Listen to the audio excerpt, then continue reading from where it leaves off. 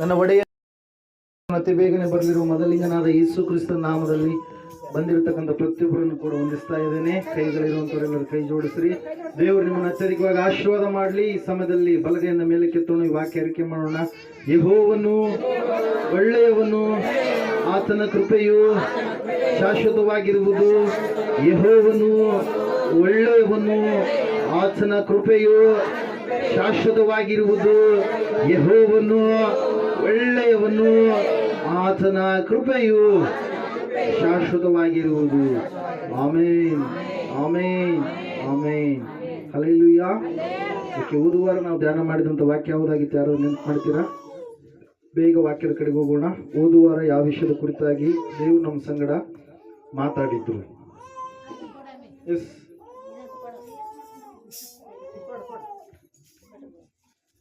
ನಿಜವಾದ ಸಂತೋಷ ಎಲ್ಲಿ ಸಿಗುತ್ತೆ? ನಿಜವಾಗಿರುವಂತ ಸಂತೋಷ ಸಿಗುವಂತ ಒಂದು ಸ್ಥಳ ಯಾವುದಾಗಿದೆ? ನಿಜವಾದ ಸಂತೋಷವನ್ನು ಯಾವ ರೀತಿಯಾಗಿ ನಾವು ಪಡೆದುಕೊಳ್ಳಬಹುದು? ಮನುಷ್ಯರಾಗಿರುವಂತ ನಾವು ನಿಜವಾದ ಸಂತೋಷ ಯಾವ ರೀತಿಯಾಗಿ ಪಡೆದುಕೊಳ್ಳಬಹುದು? ದೇವರು ಯಾರಲ್ಲಿ ಸಂತೋಷ ಪಡುವವನಾಗಿದ್ದಾನೆ ಎನ್ನುವ ವಿಷಯಗಳನ್ನು ನಾವು ನೋಡಿದಂಥವರಾಗಿದ್ದೇವೆ. ಮೊದಲನೇದಾಗಿ ನಿಜವಾದ ಸಂತೋಷ ಎಲ್ಲಿ ಸಿಗುತ್ತೀ? ದೇವರ ಆಲಯದಲ್ಲಿ. ದೇವರ ವಾಕ್ಯ ಹೇಳ್ತಾ ಇದೆ, ಸತ್ಯವೇದ ಹೇಳ್ತಾ ಇದೆ, 16ನೇ ಅಧ್ಯಾಯ ಕೀರ್ತನೆ 11ನೇ ವಾಕ್ಯದಲ್ಲಿ ನಾವು ನೋಡ್ತಾ ಇದ್ದೇವೆ, ಆತನ ಸನ್ನಿಧಾನದಲ್ಲಿ ಏನಿದೆ?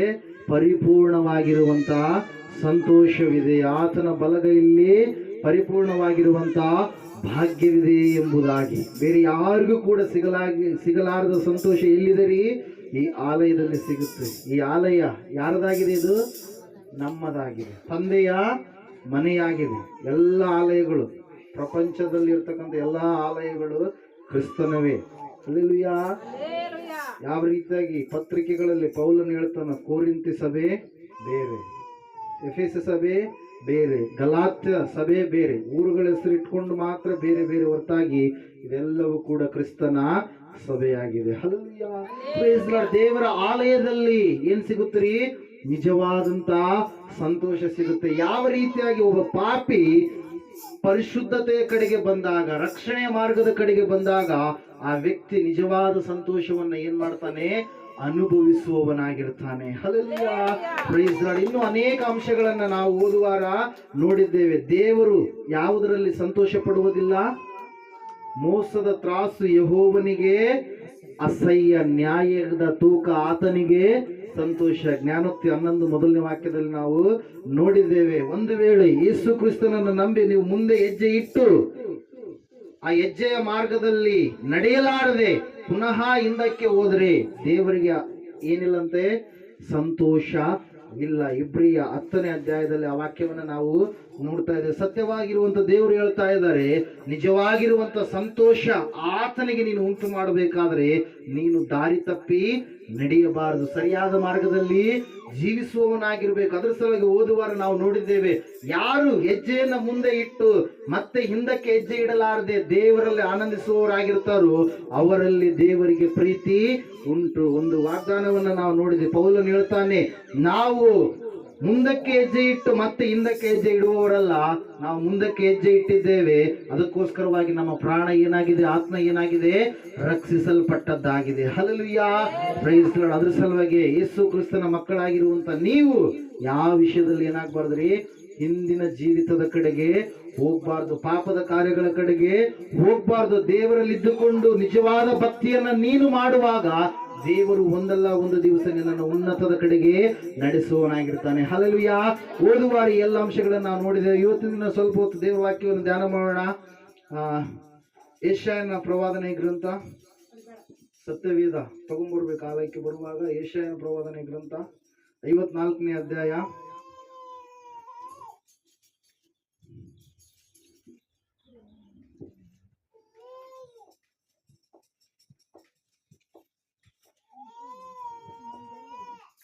ಹಲ್ಲೆಲೂಯಾ.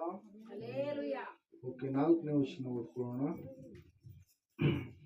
3ನೇ ವಚನದಿಂದ ಓದ್ರಿ. ನೀನು ಎಲ್ಲ ನೀನು ಎಲ್ಲಾ ಕಡೆಗಳಲ್ಲಿಯೂ ಹಬ್ಬಿಕೊಳ್ಳುವಿ. ಹಬ್ಬಿಕೊಳ್ಳುವಿ. ನಿನ್ನ ಸಂತಾನದವರು ನಿನ್ನ ಸಂತಾನದವರು ಜನಾಂಗಗಳನ್ನು ಜನಾಂಗಗಳನ್ನು ವಶ ಮಾಡಿಕೊಂಡು ವಶ ಮಾಡಿಕೊಂಡು ಹಾಳು ಪಟ್ಟಣಗಳನ್ನು ಜನಭರಿತವಾಗುವಂತೆ ಜನಭರಿತವಾಗುವಂತೆ ಮಾಡುವರು. ಮಾಡುವರು. ಹೆದರಬೇಡ, ಹೆದರಬೇಡ, ನಿನಗೆ ಅವಮಾನವಾಗುವುದಿಲ್ಲ. ನಾಚಿಕೆ ಪಡದೆ, ನಾಚಿಕೆ ಪಡೆದಿರು, ನಿನಗೆ ಆಶಾಭಂಗವಾಗದು. ಯೌವನದಲ್ಲಿ ನಿನಗಾದ ಅವಮಾನವನ್ನು ಮರೆತು ಬಿಡುವಿ. ವೈಧವ್ಯದಲ್ಲಿ ನಿನಗೆ ಸಂಭವಿಸಿದ ನಿಂದೆಯು ಇನ್ನು ನಿನ್ನ ನೆನಪಿಗೆ ಬಾರದು. Hallelujah, praise Lord. ಇವತ್ತಿನ ಧ್ಯಾನದ ಅಂಶ, ಹೆದರಬೇಡ, ನಿನಗೆ ಅವಮಾನವಾಗುವುದಿಲ್ಲ. ಹಲ್ಲೆಲೂಯಾ. ನಮ್ಮ ದೇವರು ಅವಮಾನವನ್ನ ತೊಲಗಿಸುವ ದೇವರಾಗಿದ್ದಾನೆ, ಅವಮಾನವನ್ನ ನೀಗಿಸುವ ದೇವರಾಗಿದ್ದಾನೆ. ನಿನ್ನ ಜೀವಿತದಲ್ಲಿರ್ತಕ್ಕಂಥ ಪ್ರತಿಯೊಂದು ಅವಮಾನವನ್ನ ತಪ್ಪಿಸುವ ದೇವರಾಗಿದ್ದಾನೆ. ನೀನು ನಾಚಿಕೆಕೊಳ್ಳುವುದು ಬೇಕಾಗಿಲ್ಲ. ಸತ್ಯವೇದ ಹೇಳ್ತಾ ಇದೆ, ಆತನು ಎಲ್ಲ ಕಡೆಗಳಲ್ಲಿ ನಿನ್ನನ್ನು ಹಬ್ಬಿಕೊಳ್ಳುವ ಹಾಗೆ ಮಾಡುವವನಾಗಿದ್ದಾನೆ. ಪ್ರಿಯರೇ, ಹಲ್ಲೆಲೂಯಾ. ಅನೇಕರ ಜೀವಿತದಲ್ಲಿ ಅವಮಾನ ಎನ್ನುವಂಥದ್ದು ಕಾಡ್ತಾ ಇರುತ್ತೆ. ಅಯ್ಯೋ, ನಾನು ಉನ್ನತ ಸ್ಥಾನಕ್ಕೆ ಬೆಳೆದಿದ್ದೇನೆ, ಒಂದು ವೇಳೆ ನಾನು ಯಾವುದೋ ವಿಷಯದಲ್ಲಿ ನಷ್ಟಪಟ್ರೆ ಮುಂದೆ ನನ್ನನ್ನು ಏನ್ ಮಾಡ್ತಾರ್ರಿ? ಎಲ್ಲ ಕೂತ್ಕೊಂಡಲ್ಲೆಲ್ಲ ನನ್ನ ವಿಷಯದ ಕುರಿತಾಗಿ ಮಾತಾಡ್ತಾ ಇರ್ತಾರೆ. ಹಲ್ಲೆಲೂಯಾ. ಅನೇಕರ ಜೀವಿತದಲ್ಲಿ ಅವಮಾನ ಎನ್ನುವಂಥದ್ದು ಇರುತ್ತೆ. ಎಕ್ಸಾಮ್ ಬರೆಯುವಂತ ಮಕ್ಕಳಿಗೆ ಒಂದು ವೇಳೆ ಸರಿಯಾದ ರೀತಿಯಲ್ಲಿ ಓದಲಾರದೆ ಇದ್ರೆ ಅವ್ರಿಗೆ ಏನಾಗುತ್ತೆ, ಎಕ್ಸಾಮ್ ಬರೆಯುವಾಗ ಎಲ್ಲಿ ನಾನು ಫೇಲ್ ಆಗಿಬಿಟ್ರೆ ನನ್ನ ಕುರಿತಾಗಿ ಮಾತಾಡ್ತಾರೆ. ಉದ್ದಕ ಓದ 9 ತಿಂಗಳು ಎಲ್ಲ ಚೆನ್ನಾಗಿ ಸ್ಕೂಲ್ಗೆ ಹೋಗ್ತಿದ್ದ ಬರ್ತಿದ್ದ, ಆದ್ರೆ ಏನಾಗ್ಬಿಟ್ಟ, ಫೇಲ್ ಆಗಿಬಿಟ್ಟ ಅಂತೇಳಿ ಮಾತಾಡ್ಕೊಳ್ತಾ ಇರ್ತಾರೆ. ಪ್ರೇಯರೇ, ಸಾಲ ಇಸ್ಕೊಂಡವರಿಗೆ ಸಾಲ ತೀರಿಸ್ತೀವೋ ಇಲ್ಲೋ ಎನ್ನುವಂತ ಒಂದು ಭಯ. ಹಲ್ಲೆಲೂಯಾ. ಆದ್ರೆ ದೇವ್ರ ವಾಕ್ಯ ಹೇಳ್ತಾ ಇದೆ, ಇವತ್ತು ನನ್ನ ಸಂಗಡ ನಿನ್ನ ಸಂಗಡ ಮಾತಾಡ್ತಾ ಇದೆ. ಏನಂತೇಳಿ, ನೀನು ಹೆದರುವಂಥದ್ದು ಬೇಕಾಗಿಲ್ಲ, ನೀನು ಭಯಪಡುವಂಥದ್ದು ಬೇಕಾಗಿಲ್ಲ. ನಿನ್ನ ಅವಮಾನವನ್ನ, ನಿನ್ನ ಭಯವನ್ನ ತೊಲಗಿಸುವುದಕ್ಕಾಗಿಯೇ ದೇವರು ಈ ಒಂದು ಸಮಯದಲ್ಲಿ ನಿನ್ನ ಸಂಗಡ ಮಾತಾಡ್ತಾ ಇದ್ದಾರೆ. ಪ್ರಿಯರೇ, ಹಲ್ಲೆಲೂಯಾ, ಪ್ರೈಸ್ ಲಾರ್ಡ್. ಯಾವುದೋ ವಿಷಯವನ್ನ ತಲೆಯಲ್ಲಿ ಇಟ್ಟುಕೊಂಡು ಅಯ್ಯೋ ನನ್ನ ಮುಂದಿನ ಭವಿಷ್ಯತ್ತು ಏನಾಗ್ಲಿಕ್ಕಿದೆ. ಹಲ್ಲೆಲೂಯಾ. ಎಲ್ಲರಿಗೂ ತಮ್ಮದೇ ಆದಂತ ಜೀವಿತದಲ್ಲಿ ತಮ್ಮದಾಗಿರ್ತಕ್ಕಂಥ ಭಯವನ್ನ ಅವರು ಇಟ್ಟುಕೊಂಡು ಜೀವಿಸುವಂತವರು ಆಗಿರ್ತಾರೆ. ಪ್ರಿಯರೇ, ಹಲ್ಲೆಲೂಯಾ. ಎಲ್ಲ ಕಾರ್ಯಗಳಲ್ಲಿ ಭಯ ಎನ್ನುವಂಥದ್ದು ಮನುಷ್ಯನನ್ನ ಆಳ್ತಾ ಇರುತ್ತೆ. ಅನಾರೋಗ್ಯ ಇರುವಂತವರಿಗೆ ಮರಣ ಭಯ ಎನ್ನುವಂಥದ್ದು ಕಾಡ್ತಾ ಇರುತ್ತೆ. ಪ್ರಿಯರೇ, ಹಲ್ಲೆಲೂಯಾ. ದೇವರ ವಾಕ್ಯ ಹೇಳ್ತಾ ಇದೆ, ನಿನಗೆ ಅವಮಾನ ಆಗುವುದಿಲ್ಲ. ಹೇಳ್ರಿ, ನಾನು ಅವಮಾನಕ್ಕೆ ಒಳಗಾಗುವುದಿಲ್ಲ. ಯಾಕಂದರೆ ನನ್ನ ಯೇಸು ನನ್ನೊಂದಿಗಿದ್ದಾನೆ. ಹಲ್ಲೆಲೂಯಾ. ಅರಿಕೆ ಮಾಡ್ಬೇಕು. ಬಾಯಿಂದ ಹೇಳಲಾರದೆ ಇದ್ರೆ ಯಾವುದು ಕೂಡ ಹೊಂದಿಕೊಳ್ಳೋದಕ್ಕೆ ಸಾಧ್ಯ ಇಲ್ಲ. ನೀವು ಹೆಂಗ ಅರಿಕೆ ಮಾಡ್ತೀರಿ, ವಿಶ್ವಾಸವನ್ನು ಹೆಚ್ಚಿಸಿಕೊಳ್ತೀರಿ, ಆ ವಿಶ್ವಾಸ ನಿಮ್ಮ ಜೀವಿತವನ್ನು ಉನ್ನತದ ಕಡೆಗೆ ನಡೆಸುತ್ತೆ. ಪ್ರಿಯರೇ, ಹಲ್ಲೆಲೂಯಾ. ಇಲ್ಲಿ ದೇವರ ವಾಕ್ಯ ಹೇಳ್ತಾ ಇದೆ, ನಾನು ನೀನು ಭಯಪಡುವಂಥದ್ದು ಬೇಕಾಗಿಲ್ಲ, ನಾನು ನೀನು ಹೆದರಿಕೊಳ್ಳುವಂಥದ್ದು ಬೇಕಾಗಿಲ್ಲ. ಯಾಕಂದ್ರೆ ದೇವರೇ ಮಾತಾಡ್ತಾ ಇದ್ದಾರೆ, ಹೆದರಬೇಡ, ನಿನಗೆ ಅವಮಾನ ಆಗುವುದಿಲ್ಲ. ನಿನಗೆ ಆಗಿರ್ತಕ್ಕಂಥ ಹಳೆಯ ಅವಮಾನಗಳೆಲ್ಲವನ್ನ ಮರೆಯುವ ಹಾಗೆ ನಾನು ನಿನ್ನ ಜೀವಿತದಲ್ಲಿ ಕಾರ್ಯ ಮಾಡ್ಲಿಕ್ಕಿದ್ದೇನೆ. ಹಲ್ಲೆಲೂಯಾ. ಸತ್ಯವೇದ ಹೇಳ್ತಾ ಇದೆ ಪ್ರಿಯರೇ, ಒಂದು ಸಾರಿ ಒಬ್ಬ ವ್ಯಕ್ತಿ ದೇವರನ್ನ ಒಳ್ಳೆ ರೀತಿಯಲ್ಲಿ ಆರಾಧನೆ ಮಾಡಿದಂತ ವ್ಯಕ್ತಿ, ವಾಗ್ದಾನದ ಕುಮಾರನೆಂಬುದಾಗಿ ಕರೆಯಿಸಿಕೊಂಡಿರ್ತಕ್ಕಂಥ ವ್ಯಕ್ತಿ ಪ್ರಿಯರೇ, ಆತನು ವ್ಯವಸಾಯದ ವಿಷಯದಲ್ಲಿ ಅವಮಾನಕ್ಕೆ ಒಳಗಾಗಬೇಕಾಗಿರ್ತಕ್ಕಂಥ ಪರಿಸ್ಥಿತಿ ಆತನ ಜೀವಿತದಲ್ಲಿ ಎದುರಾಯಿತು. ಪ್ರಿಯರೇ, ವ್ಯವಸಾಯಗಾರ, ಹಲ್ಲೆಲೂಯಾ, ಕೃಷಿಯನ್ನ ಮಾಡುವಂತ ವ್ಯಕ್ತಿ ಪ್ರಿಯರೇ, ಆ ಒಂದು ಸಮಯದಲ್ಲಿ ಆತನು ಬೇರೆ ಒಂದು ದೇಶಕ್ಕೆ ಹೋಗಿದ್ದಾನೆ. ಅಲ್ಲಿ ಭೂಮಿಯನ್ನ ಏನ್ ಮಾಡ್ತಾ ಇದ್ದಾನೆ, ಬಿತ್ತುತ್ತಾ ಇದ್ದಾನೆ. ಪ್ರಿಯರೇ, ಮಳೆ ಬರಲಾರದಂತ ಒಂದು ಪರಿಸ್ಥಿತಿ, ಗಾಳಿಗೆ ಇಟ್ಕೊಂಡಿದೆ ಏನಂತೀರಲ್ಲ, ಹಲ್ಲೆಲೂಯಾ, ಏನಂತೀರಿ? ಮಳೆ ಬರ್ತಾ ಇಲ್ಲ, ಮೋಡ ಬರ್ತಾ ಇದೆ, ಹೋಗ್ತಾ ಇದೆ, ಬರ್ತಾ ಇದೆ, ಹೋಗ್ತಾ ಇದೆ. ಬರಗಾಲದ ಒಂದು ಪರಿಸ್ಥಿತಿ ಪ್ರಿಯರೇ. ಆ ವ್ಯಕ್ತಿ ಏನ್ ಮಾಡ್ತಾ ಇದ್ದಾನಂದ್ರೆ, ತನ್ನ ಕುಟುಂಬದವರೊಂದಿಗೆ ಜೀವಿಸ್ತಾ ಇರಬೇಕಾದ್ರೆ ಆತನು ಬೀಜಗಳನ್ನ ಹಾಕ್ತಾ ಇದ್ದಾನೆ. ಯಾರ ಮೇಲೆ ನಂಬಿಕೆ ಇಟ್ಟು? ದೇವರ ಮೇಲೆ ವಿಶ್ವಾಸ ಇಟ್ಟು ಬೀಜಗಳನ್ನ ಹಾಕ್ತಾ ಇದ್ದಾನೆ. ಅಲ್ಲಿರುವಂತವರೆಲ್ಲರೂ ಕೂಡ ಮಾತಾಡಿಕೊಳ್ತಾ ಇದ್ದಾರೆ, ಏನೆಂಬುದಾಗಿ, ಮಳೆನೇ ಬರ್ತಾ ಇಲ್ಲ. ಈ ವ್ಯಕ್ತಿ ಏನ್ ಮಾಡ್ತಾ ಇದ್ದಾನೆ? ಬೀಜಗಳನ್ನ ಬಿತ್ತುತ್ತಾ ಇದ್ದಾನೆ. ಇವನಿಗೆ ಗ್ಯಾರಂಟಿ ಅವಮಾನ ಆಗುತ್ತೆ. ಇವನ ಜೀವಿತದಲ್ಲಿ ಅವಮಾನ ಕವಿಯುವುದು ಖಂಡಿತ. ನಾಚಿಕೆಗೆ ಈ ವ್ಯಕ್ತಿ ಈಡಾಗ್ತಾನೆ ಎಂಬುದಾಗಿ ಅವನು ನೆನೆಸಿರುವಾಗ ದೇವ್ರ ವಾಕ್ಯ ಹೇಳ್ತಾ ಇದೆ. ಒಂದು ಸಾರಿ ನೀವು ಸತ್ಯವೇದ ಪುಸ್ತಕದಲ್ಲಿ ಆದಿಕಾಂಡ ಪುಸ್ತಕ ತೆಗಿರಿ. ಒಂದು ಸಾರಿ ಆದಿಕಾಂಡ ಪುಸ್ತಕ 26ನೇ ಅಧ್ಯಾಯ 12ನೇ ವಾಕ್ಯ.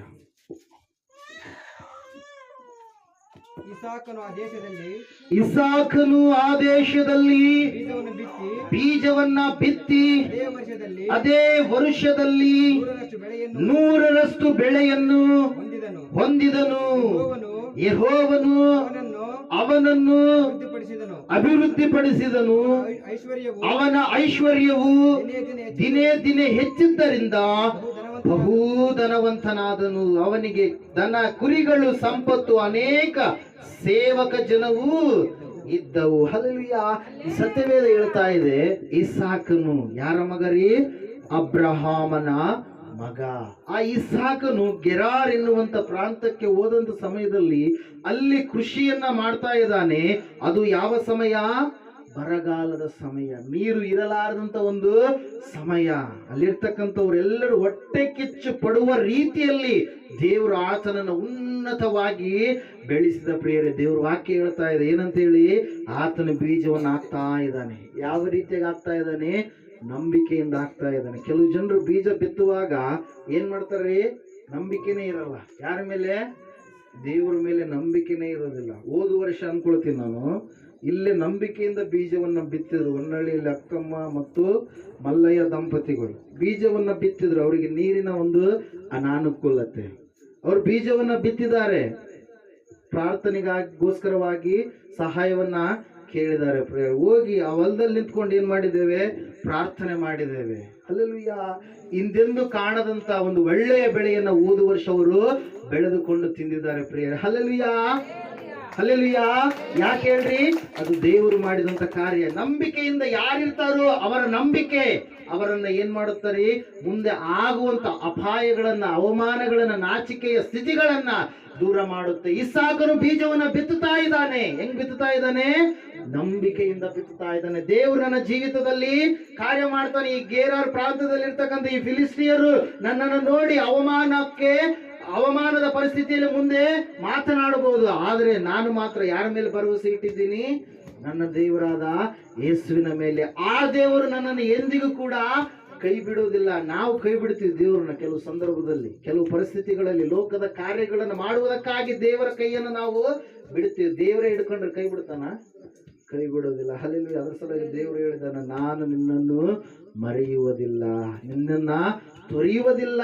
ಹಲ್ಲೆಲೂಯಾ. ಆ ದೇವರ ಮೇಲೆ ನಿನ್ನ ನಂಬಿಕೆಯನ್ನು ನೀನು ಇಟ್ಟುಕೊಳ್ಳುವವನಾಗಬೇಕು. ಸತ್ಯವೇದ ಹೇಳ್ತಾ ಇದೆ, ಇಸಾಕನು ಬೀಜವನ್ನ ಬಿತ್ತುವಾಗ ಇರ್ತಕ್ಕಂಥ ಪರಿಸ್ಥಿತಿ ಭಯಂಕರವಾಗಿರುವಂಥದ್ದು. ಯಾರು ಕೂಡ ಅಕ್ಕಪಕ್ಕದವರು ಬಿತ್ತಲಾರದಂತ ಪರಿಸ್ಥಿತಿಯಲ್ಲಿದ್ದಾರೆ ಪ್ರೇರ. ಆದ್ರೆ ಇಸಾಕನು ಮಾತ್ರ ಏನ್ ಮಾಡ್ತಾ ಇದ್ದಾನ್ರಿ? ದೇವರ ಮೇಲೆ ನಂಬಿಕೆ ಇಟ್ಟು ಬೀಜವನ್ನ ಬಿತ್ತಾ ಇದ್ದಾನೆ. ಬಿತ್ತಿದ ತಕ್ಷಣ ಮಳೆಗೋಸ್ಕರವಾಗಿ ಎದುರು ನೋಡ್ತಾ ಇದ್ದಾನೆ. ದೇವ್ರ ವಾಕ್ಯ ಹೇಳ್ತಾ ಇದೆ ಏನಂತ ಹೇಳಿ? ಅದು ಬರಗಾಲದ ಪರಿಸ್ಥಿತಿ. ಒಂದ್ಸಾರಿ ಕೀರ್ತನೆ ತೆಗಿರಿ ಈ ಸಮಯದಲ್ಲಿ. ಹಲ್ಲೆಲೂಯಾ. ನಿದ್ದೆ ಮಾಡೋರೆಲ್ಲ ಗಟ್ಟಿ ಚಪ್ಪಳ ಬಿಡ್ರಿ. ನಿದ್ದೆ ಮಾಡ್ತಾ ಇದ್ರಿ? 30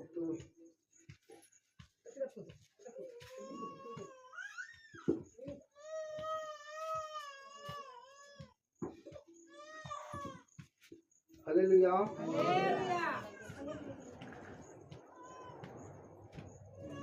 37ನೇ ಅಧ್ಯಾಯ 18-19ನೇ ವಾಕ್ಯ. ಯೆಹೋವನು ಸದ್ಭಕ್ತರ ಜೀವಮಾನವನ್ನು ಲಕ್ಷಿಸುತ್ತಾನೆ. ಇಲ್ಲಿ ಬಹಳ ಮುಖ್ಯ ನೋಡ್ರಿ. ಯಾರ ಜೀವಮಾನವನ್ನು ದೇವರು ಲಕ್ಷಣೆ ಮಾಡ್ತಾನ್ರಿ? ಭಕ್ತಿ ಮಾಡುವಂತವರ ಜೀವಿತವನ್ನ.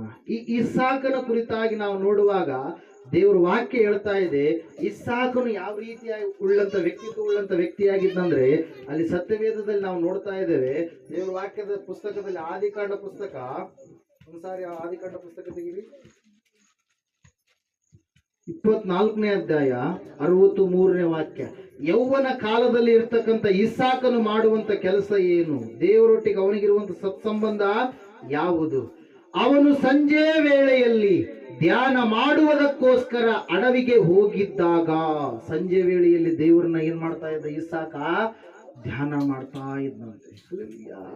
ದೇವರಿಗೆ ಭಯಪಡುವಂತ ಇಸಾಕನು, ವಾಗ್ದಾನದ ಪುತ್ರನಾಗಿರುವಂತ ಇಸಾಕನು, ಅಬ್ರಹಾಮನು 100 ವರ್ಷ, ಸಾರಾಳು 90 ವರ್ಷದವರು ಆಗಿದ್ದಾಗ ಬಹುಮಾನವಾಗಿ, ವಾಗ್ದಾನದ ಪುತ್ರವಾಗಿ ಕೊಟ್ಟಿರ್ತಕ್ಕಂಥ, ಬಹುಮಾನವಾಗಿ ಬಂದಿರತಕ್ಕಂಥ ಈ ಇಸಾಕನು ದೇವರಿಗೆ ಭಯಭಕ್ತಿ ಉಳ್ಳವನಾಗಿ ಜೀವಿಸುವಂತ ವ್ಯಕ್ತಿಯಾಗಿದ್ದ. ಸತ್ಯವೇದ ಹೇಳ್ತಾ ಇದೆ ಪ್ರಿಯರೇ, ಇಸಾಕನು ಸಂಜೆ ವೇಳೆಯಲ್ಲಿ ಧ್ಯಾನ ಮಾಡುವುದಕ್ಕಾಗಿ ಏನ್ ಮಾಡ್ತಾ ಇದ್ದಂತೆ?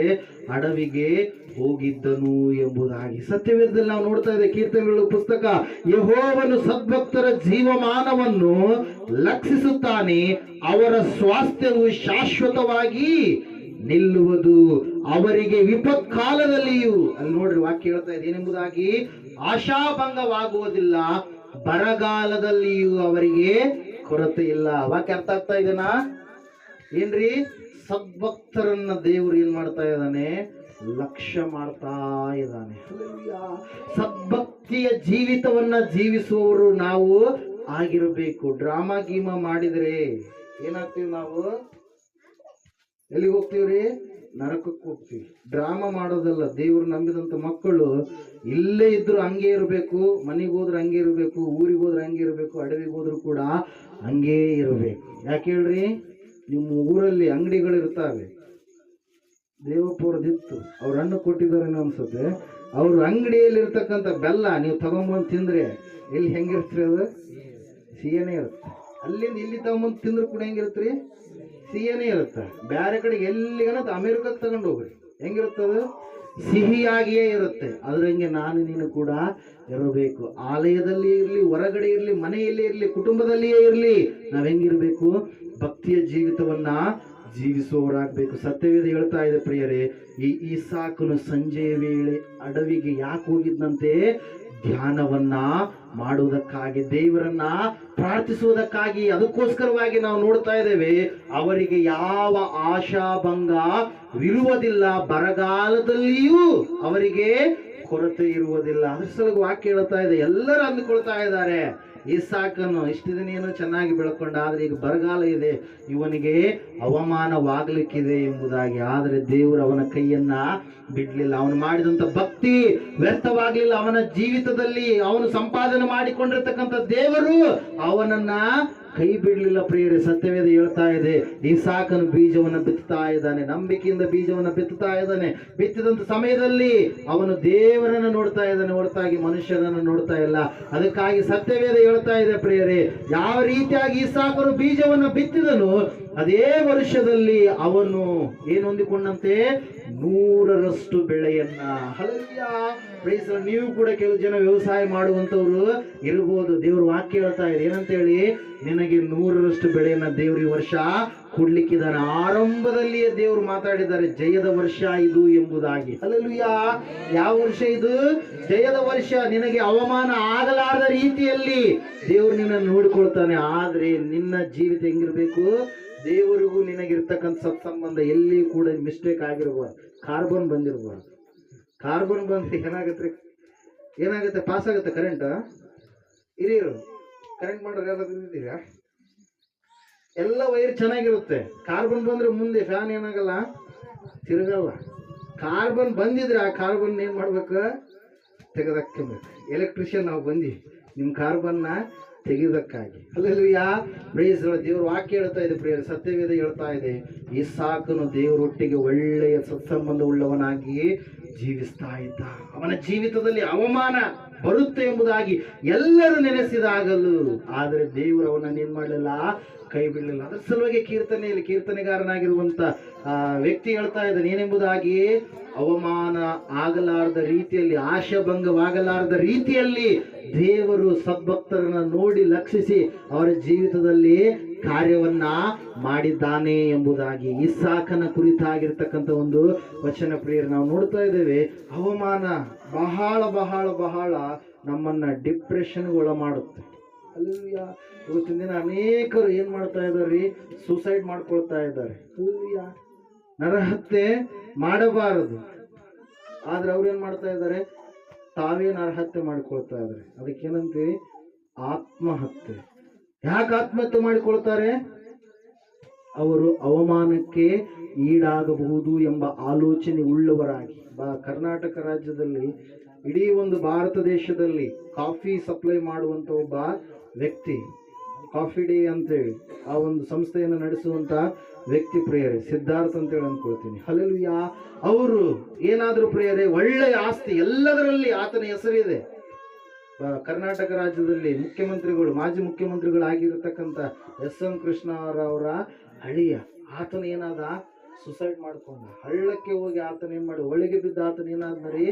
ಸತ್ತು ಹೋದ. ಯಾಕೆ ಕಾರಣ? ಮುಂದೆ ಅವಮಾನ ಬರುತ್ತದೆ ಎಂಬುದಾಗಿ.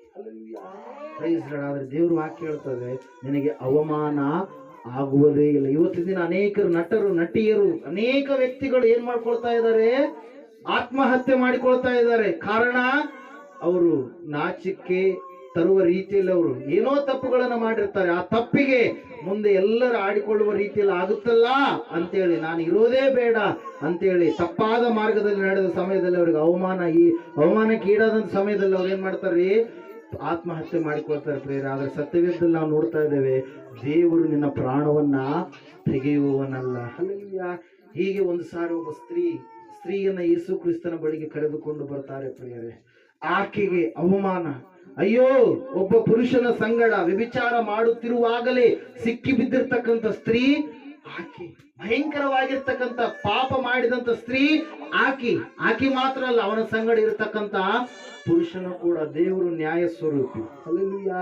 ಅನ್ಯಾಯವನ್ನು ಸಹಿಸಲಾರದ ದೇವರು ಸ್ತ್ರೀಯರಿಗೂ ಪುರುಷರಿಗೂ ಇಬ್ಬರಿಗೂ ಕೂಡ ಯಾವುದೇ ಭೇದ ಇಲ್ವೇ ಇಲ್ಲ. ಯಾವಾಗ ಏಸಪ್ಪ ಈ ಲೋಕಕ್ಕೆ ಬಂದು ಸ್ತ್ರೀಯರು ಪುರುಷರು ಎನ್ನುವಂತ ಭೇದ ಇಲ್ಲ.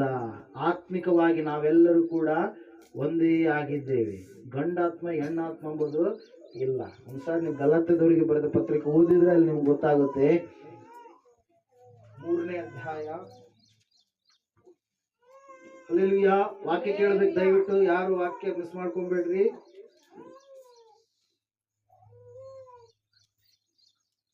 ತೆಗೆದಿದ್ದೀರಾ? ಗಲಾತ್ಯದವರಿಗೆ ಬರೆದ ಪತ್ರಿಕಾ 3ನೇ ಅಧ್ಯಾಯ 26ನೇ ವಾಕ್ಯ. ನೀವೆಲ್ಲರೂ ಕ್ರಿಸ್ತ ಯೇಸುವಿನಲ್ಲಿ ಇಟ್ಟಿರುವ ನಂಬಿಕೆಯ ಮೂಲಕ ದೇವರ ಪುತ್ರರಾಗಿದ್ದೀರಿ. ಅರ್ಥ ಆಗ್ತಾ ಇದೆನಾ? ಯಾವುದರ ಮೂಲಕ? ಕ್ರಿಸ್ತ ಯೇಸುವಿನಲ್ಲಿಟ್ಟಿರುವ ನಂಬಿಕೆಯ ಮೂಲಕ. ಹೇಗೆಂದರೆ ಕ್ರಿಸ್ತನಲ್ಲಿ ಸೇರುವುದಕ್ಕೆ ದೀಕ್ಷಾ ಸ್ನಾನ ಮಾಡಿಸಿಕೊಂಡಿರುವ ನೀವೆಲ್ಲರೂ ಕ್ರಿಸ್ತನನ್ನು ಧರಿಸಿಕೊಂಡಿರಿ. ಅದ್ರ ಸಲುವಾಗಿ ಹೇಳಿದೆ ನಾನು, ಡ್ರಾಮಾ ಮಾಡೋದಲ್ಲ ಅಂತ. ಏನ್ರಿ? ಕ್ರಿಸ್ತನನ್ನೇ ಧರಿಸಿಕೊಂಡಿದ್ದೀವಿ. ಒಂದು ನಾಟಕ ಇರುತ್ತೆ. ಆ ನಾಟಕ ಯೇಸಪ್ಪಣ್ಣ ರಾಜಣ್ಣ ಬಹಳ ನಾಟಕ ಮಾಡಕ್ ಹೋಗ್ತಿದ್ರು ಅಂತ ಕೇಳಲ್ಪಟ್ಟಿನ. ಹಲ್ಲೆಲೂಯಾ. Praise lord. ನಾಟಕ ಕೆಲವು ಜನರಿಗೆ ಬಹಳ ಇಷ್ಟ. ನಾಟಕದಾಗ ಪಾತ್ರಗಳು ಹೆಂಗಿರ್ತಾವ್ರಿ? ಹಿಂಗ್ ಬಂದು ಹಂಗ ಹೋಗ್ಬಿಡ್ತಾರೆ, ಹಿಂಗ್ ಬಂದು ಹಂಗ ಹೋಗ್ಬಿಡ್ತಾರೆ. ಅವ್ರು ಹಂಗೆ ಇರ್ತಾರೆ. ಮತ್ತೆ ನೆಕ್ಸ್ಟ್ ದಿನ ನೋಡಿದ್ರೆ ಅವ್ರು ಹೆಂಗಿರ್ತಾರೆ? ಕಾಮನ್ ಆಗಿರುತ್ತೆ. ನಾಟಕ ಆಡುವಾಗ ಮಾತ್ರ ಅವರು ನಾಟಕದ ಪಾತ್ರಧಾರಿಗಳಾಗಿರ್ತಾರೆ. ಮತ್ತೆ ಏನಂದ್ರೆ, ನೀವು ಚಿಕ್ಕ ಮಕ್ಕಳಾಗಿರುವಾಗ ಸ್ಕೂಲಲ್ಲಿ ಓದಿದಂಥವ್ರು ನೀವು ಪಾಠ ಮಾಡ್ತಾ ಇರ್ತೀರಿ. ಗಾಂಧೀಜಿ ಪಾತ್ರನೋ ಇನ್ನೊಂದು ಪಾತ್ರನೋ ಏನೆಲ್ಲ ಮಾಡ್ತಾ ಇರ್ತೀರಿ. ಆ ಸಮಯದಲ್ಲಿ ಮಾತ್ರ ನೀವೇನ್ ಮಾಡಿರ್ತೀರಿ? ಆ ರೋಲನ್ನ ಮಾಡುವವರಾಗಿರ್ತೀರಿ. ನಿಮ್ಗೆ ಅಡ್ಡ ಹೆಸರು ಕರಿಬೋದು, ಹಲ್ಲೆಲೂಯಾ. ಆದ್ರೆ ಅದೇ ನಿಮಗೆ ಕಂಟಿನ್ಯೂ ಆಗೋದಿಲ್ಲ. ಇಲ್ಲಿ ದೇವ್ರ ವಾಕ್ಯ ಹೇಳ್ತಾ ಇದೆ, ನೀವೆಲ್ಲರೂ ಏನ್ ಮಾಡ್ಕೊಂಡಿದ್ದೀರಂತ? ಏನನ್ನ ಹೊಂದಿದವರಾಗಿದ್ದೀರಂತ? ಕ್ರಿಸ್ತನನ್ನ ಧರಿಸಿಕೊಂಡವರಾಗಿದ್ದೀರಿ. ಹಲ್ಲೆಲೂಯಾ. ಯಾವ ರೀತಿಯಾಗಿ ಈ ಮಾಂಸವನ್ನು ಮುಚ್ಚುವುದಕ್ಕಾಗಿ ಚರ್ಮ ಇದೆಯಲ್ಲ, ಈ ಚರ್ಮ ಯಾವ ರೀತಿಯಾಗಿ ಇದೆಯೋ ಅದೇ ರೀತಿಯಾಗಿ ಕ್ರಿಸ್ತನನ್ನು ಕೂಡ ನೀವು ಯಾವಾಗ ದೀಕ್ಷಾ ಸ್ನಾನ ಮಾಡಿಸಿಕೊಂಡು ರಕ್ಷಣೆ ಹೊಂದಿ ಮೋಕ್ಷ ಮಾರ್ಗದ ಕಡೆಗೆ ಬಂದು ಯೇಸುವೇ ನಿಜವಾದ ದೇವರು, ಇಲ್ಲಿವರೆಗೆ ನಾನು ನಂಬಿದ್ದೆಲ್ಲ ಏನ್ರಿ ಡೂಪ್ಲಿಕೇಟು, ಯೇಸು ಮಾತ್ರ ಒರಿಜಿನಲ್ ಅಂತೇಳಿ ಯಾವಾಗ ನೀವು ತಿಳಿದುಕೊಂಡಿದ್ದೀರೋ ಅವಾಗ ನೀವು ದೀಕ್ಷಾ ಸ್ನಾನ ಮಾಡಿಸಿಕೊಂಡ ನಂತರ ನೀವು ಯೇಸುವನ್ನು ಧರಿಸಿಕೊಂಡವರಾಗಿದ್ದೀರಿ. ಯೇಸು ನಿನ್ನನ್ನ ಲಕ್ಷ್ಯವಿಟ್ಟು ನೋಡ್ತಾನೆ. ಯಾವುದಕ್ಕಾಗಿ? ನಿನಗೆ ಬಹುಮಾನ ಕೊಡುವುದಕ್ಕಾಗಿ. ಅನ್ಯರನ್ನ ನಂಬಲಾರದವ್ರನ್ನು ನೋಡ್ತಾನೆ ದೇವರು. ಯಾವುದಕ್ಕಾಗಿ? ಅವರು ಬೇಗನೆ ತನ್ನ ಮಾರ್ಗದ ಕಡೆಗೆ ಬರ್ತಾರೆ ಎಂಬುದಾಗಿ ನೋಡ್ತಾನೆ. ಕೆಲವು ಜನರು ಬೇಗನೆ ನಾಶನವನ್ನ ತಮಗೆ ತಾವಾಗಿ ಏನ್ ಮಾಡ್ತಾರೆ, ತಂದುಕೊಳ್ತಾರೆ. ದೇವ್ರ ವಾಕ್ಯದಲ್ಲಿ ನಾವು ನೋಡ್ತಾ ಇದ್ದೇವೆ, ಕ್ರಿಸ್ತರನ್ನ ನೀವು ಧರಿಸಿಕೊಂಡಿದ್ದೀರಿ, ನೀವೆಲ್ಲರೂ ಕ್ರಿಸ್ತ ಯೇಸುವಿನಲ್ಲಿ ಒಂದೇ ಆಗಿರುವುದರಿಂದ ಯಹೂದ್ಯನು ಗ್ರೀಕನು ಎಂದು, ಆಳು ಒಡೆಯ ಎಂದು, ಗಂಡು ಹೆಣ್ಣು ಎಂದು ಭೇದವಿಲ್ಲ. ನೀವು ಕ್ರಿಸ್ತನವರಾಗಿದ್ದರೆ ಅಬ್ರಹಾಮನ ಸಂತತಿಯವರು, ವಾಗ್ದಾನಕ್ಕೆ ಅನುಸಾರವಾಗಿ ಬಾಧ್ಯರೂ ಆಗಿದ್ದೀರಿ. ಯಾವುದಕ್ಕೆ ಬಾಧ್ಯರು? ನಾವು ಪರಲೋಕಕ್ಕೆ ಬಾಧ್ಯರು. ಪ್ರಿಯರೇ, ಇಲ್ಲಿ ದೇವ್ರ ವಾಕ್ಯ ಹೇಳ್ತಾ ಇದೆ, ಸತ್ಯವೇದ ಹೇಳ್ತಾ ಇದೆ ಏನೆಂಬುದಾಗಿ ಅಂದ್ರೆ, ಗಂಡು ಹೆಣ್ಣು ಎನ್ನುವಂತ ಭೇದ ಭಾವ ಇಲ್ಲ. ಈ ಸ್ತ್ರೀ ಏನಾಗಿದ್ದಾಳೆ? ಪಾಪ ಮಾಡಿದ್ದಾಳೆ, ಹಲ್ಲೆಲೂಯಾ, ವಿಚಾರ ಮಾಡಿದ್ದಾಳೆ. ಆ ಪುರುಷನನ್ನ ಬಿಟ್ಟು ಬಿಟ್ಟಿದ್ದಾರೆ, ಹಲ್ಲೆಲೂಯಾ, ಆ ಪುರುಷನನ್ನ ಬಿಟ್ಟು ಬಿಟ್ಟಿದ್ದಾರೆ. ಈ ಸ್ತ್ರೀಯನ್ನ ಮಾತ್ರ ಕರೆದುಕೊಂಡು ಯೇಸುವಿನ ಬಳಿಗೆ ಬಂದಿದ್ದಾರೆ. ಪ್ರಿಯರೇ, ಯೇಸು ಸ್ವಾಮಿ ಹೇಳ್ತಾ ಇದ್ದಾರೆ, ಹಲ್ಲೆಲೂಯಾ, ಯೇಸು ಕ್ರಿಸ್ತನ ಬಳಿಗೆ ಬಂದು, ಯೋಹಾನ ಬರೆದ ಸುವಾರ್ತೆ 8ನೇ ಅಧ್ಯಾಯ, ಯೇಸು ಕ್ರಿಸ್ತನ ಬಳಿಗೆ ಬಂದು, ಬೋಧಕನೇ, ನಮ್ಮ ಧರ್ಮಶಾಸ್ತ್ರ ಹೇಳುತ್ತದೆ, ಈ ರೀತಿಯಾಗಿ ವ್ಯಭಿಚಾರದಲ್ಲಿ ಸಿಕ್ಕಿಬಿದ್ದರೆ ಮೋಶೆ ಧರ್ಮಶಾಸ್ತ್ರದಲ್ಲಿ ಬರೆಯಲ್ಪಟ್ಟಿದೆ, ಕಲ್ಲನ್ನ ಎಸೆದು ಆಕೆಯನ್ನ ಕೊಲ್ಲಬೇಕು ಅಂತೇಳಿ. ಅವಾಗ ಯೇಸು ಸ್ವಾಮಿ ಹೇಳ್ತಾನೆ, ಈಕೆ ಸಂಗಡ ಪುರುಷನು ಕೂಡ ಪಾಪ ಮಾಡಿದ್ದಾನಲ್ವಾ, ಅವನನ್ನ ಬಿಟ್ಟು ಬಿಟ್ಟಿರಿ, ಆದ್ರೆ ಈಕೆಯನ್ನು ಮಾತ್ರ ಕರೆದುಕೊಂಡು ಬಂದಿರಿ. ಹಲ್ಲೆಲೂಯಾ. ಅನ್ಯಾಯವನ್ನ ದೇವರು ಸಹಿಸೋದಿಲ್ಲ.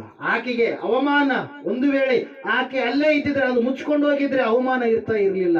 ಆದ್ರೆ ಈಗ ಆಕೆ ಜನರ ಮಧ್ಯದಲ್ಲಿ ಇದ್ದಾಳೆ. ಪ್ರಿಯರೇ, ಜನರೆಲ್ಲರೂ ಆಕೆಯನ್ನ ನೋಡ್ತಾ ಇದ್ದಾರೆ, ಈಕೆ ತಪ್ಪು ಮಾಡಿದವಳು ಎಂಬುದಾಗಿ ಎಲ್ಲರೂ ಆಡಿಕೊಳ್ತಾ ಇರಬೇಕಾದ್ರೆ ಸತ್ಯವೇದ ಹೇಳ್ತಾ ಇದೆ ಪ್ರಿಯರೇ, ಯೇಸುವಿಗೂ ಕೂಡ ಪರೀಕ್ಷೆ ಮಾಡಬೇಕಂತೇಳಿ ಆಕೆಯನ್ನ ಆತನ ಬಳಿಗೆ ಕರೆದುಕೊಂಡು ಬಂದಾಗ ಅವಾಗ ಹೇಳ್ತಾ ಇದ್ದಾನೆ ಯೇಸು ಸ್ವಾಮಿ, ಏನಂತೇಳಿ, ನಿಮ್ಮಲ್ಲಿ ಯಾರು ಪಾಪ ಮಾಡಿಲ್ವೋ ಅವರೇ ಮೊದಲನೇದಾಗಿ ಕಲ್ಲನ್ನ ಎತ್ತಿ ಆಕೆಗೆ ಎಸೀರಿ ಅಂತೇಳಿ. Hallelujah, praise lord. ಹಂಗೇಳಿ ಏನ್ ಮಾಡ್ತಾ ಇದ್ದಾನಂತ ಬರಿತಾ ಇದ್ದಾನೆ.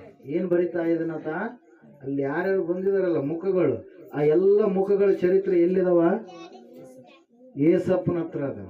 ಆ ಎಲ್ಲ ಬರಿತಾ ಇದ್ದಾನೆ. ಅಯ್ಯಯ್ಯೋ, ನಂದೇ ಬರ್ತಾ ಇದ್ದಾನೆ ಏಸಪ್ಪ ಅಂತ ಹೇಳಿ ಏನ್ ಮಾಡ್ತಾ ಇದಾರೆ, ಹಿಂದಕ್ಕೆ ಹೋಗ್ತಾ ಇದ್ದಾರೆ ಪ್ರಿಯರೇ. ಹಲ್ಲೆಲೂಯಾ. ಏಸು ಕೇಳ್ತಾ ಇದ್ದಾನೆ, ಅಮ್ಮ, ಓದ್ತಿರೋ ಒಂದ್ಸರಿ 8ನೇ ಅಧ್ಯಾಯ ಯೋಹಾನ ಬರೆದ ಸುವಾರ್ತೆ ತೆಗ್ದಿದ್ದೀರಾ?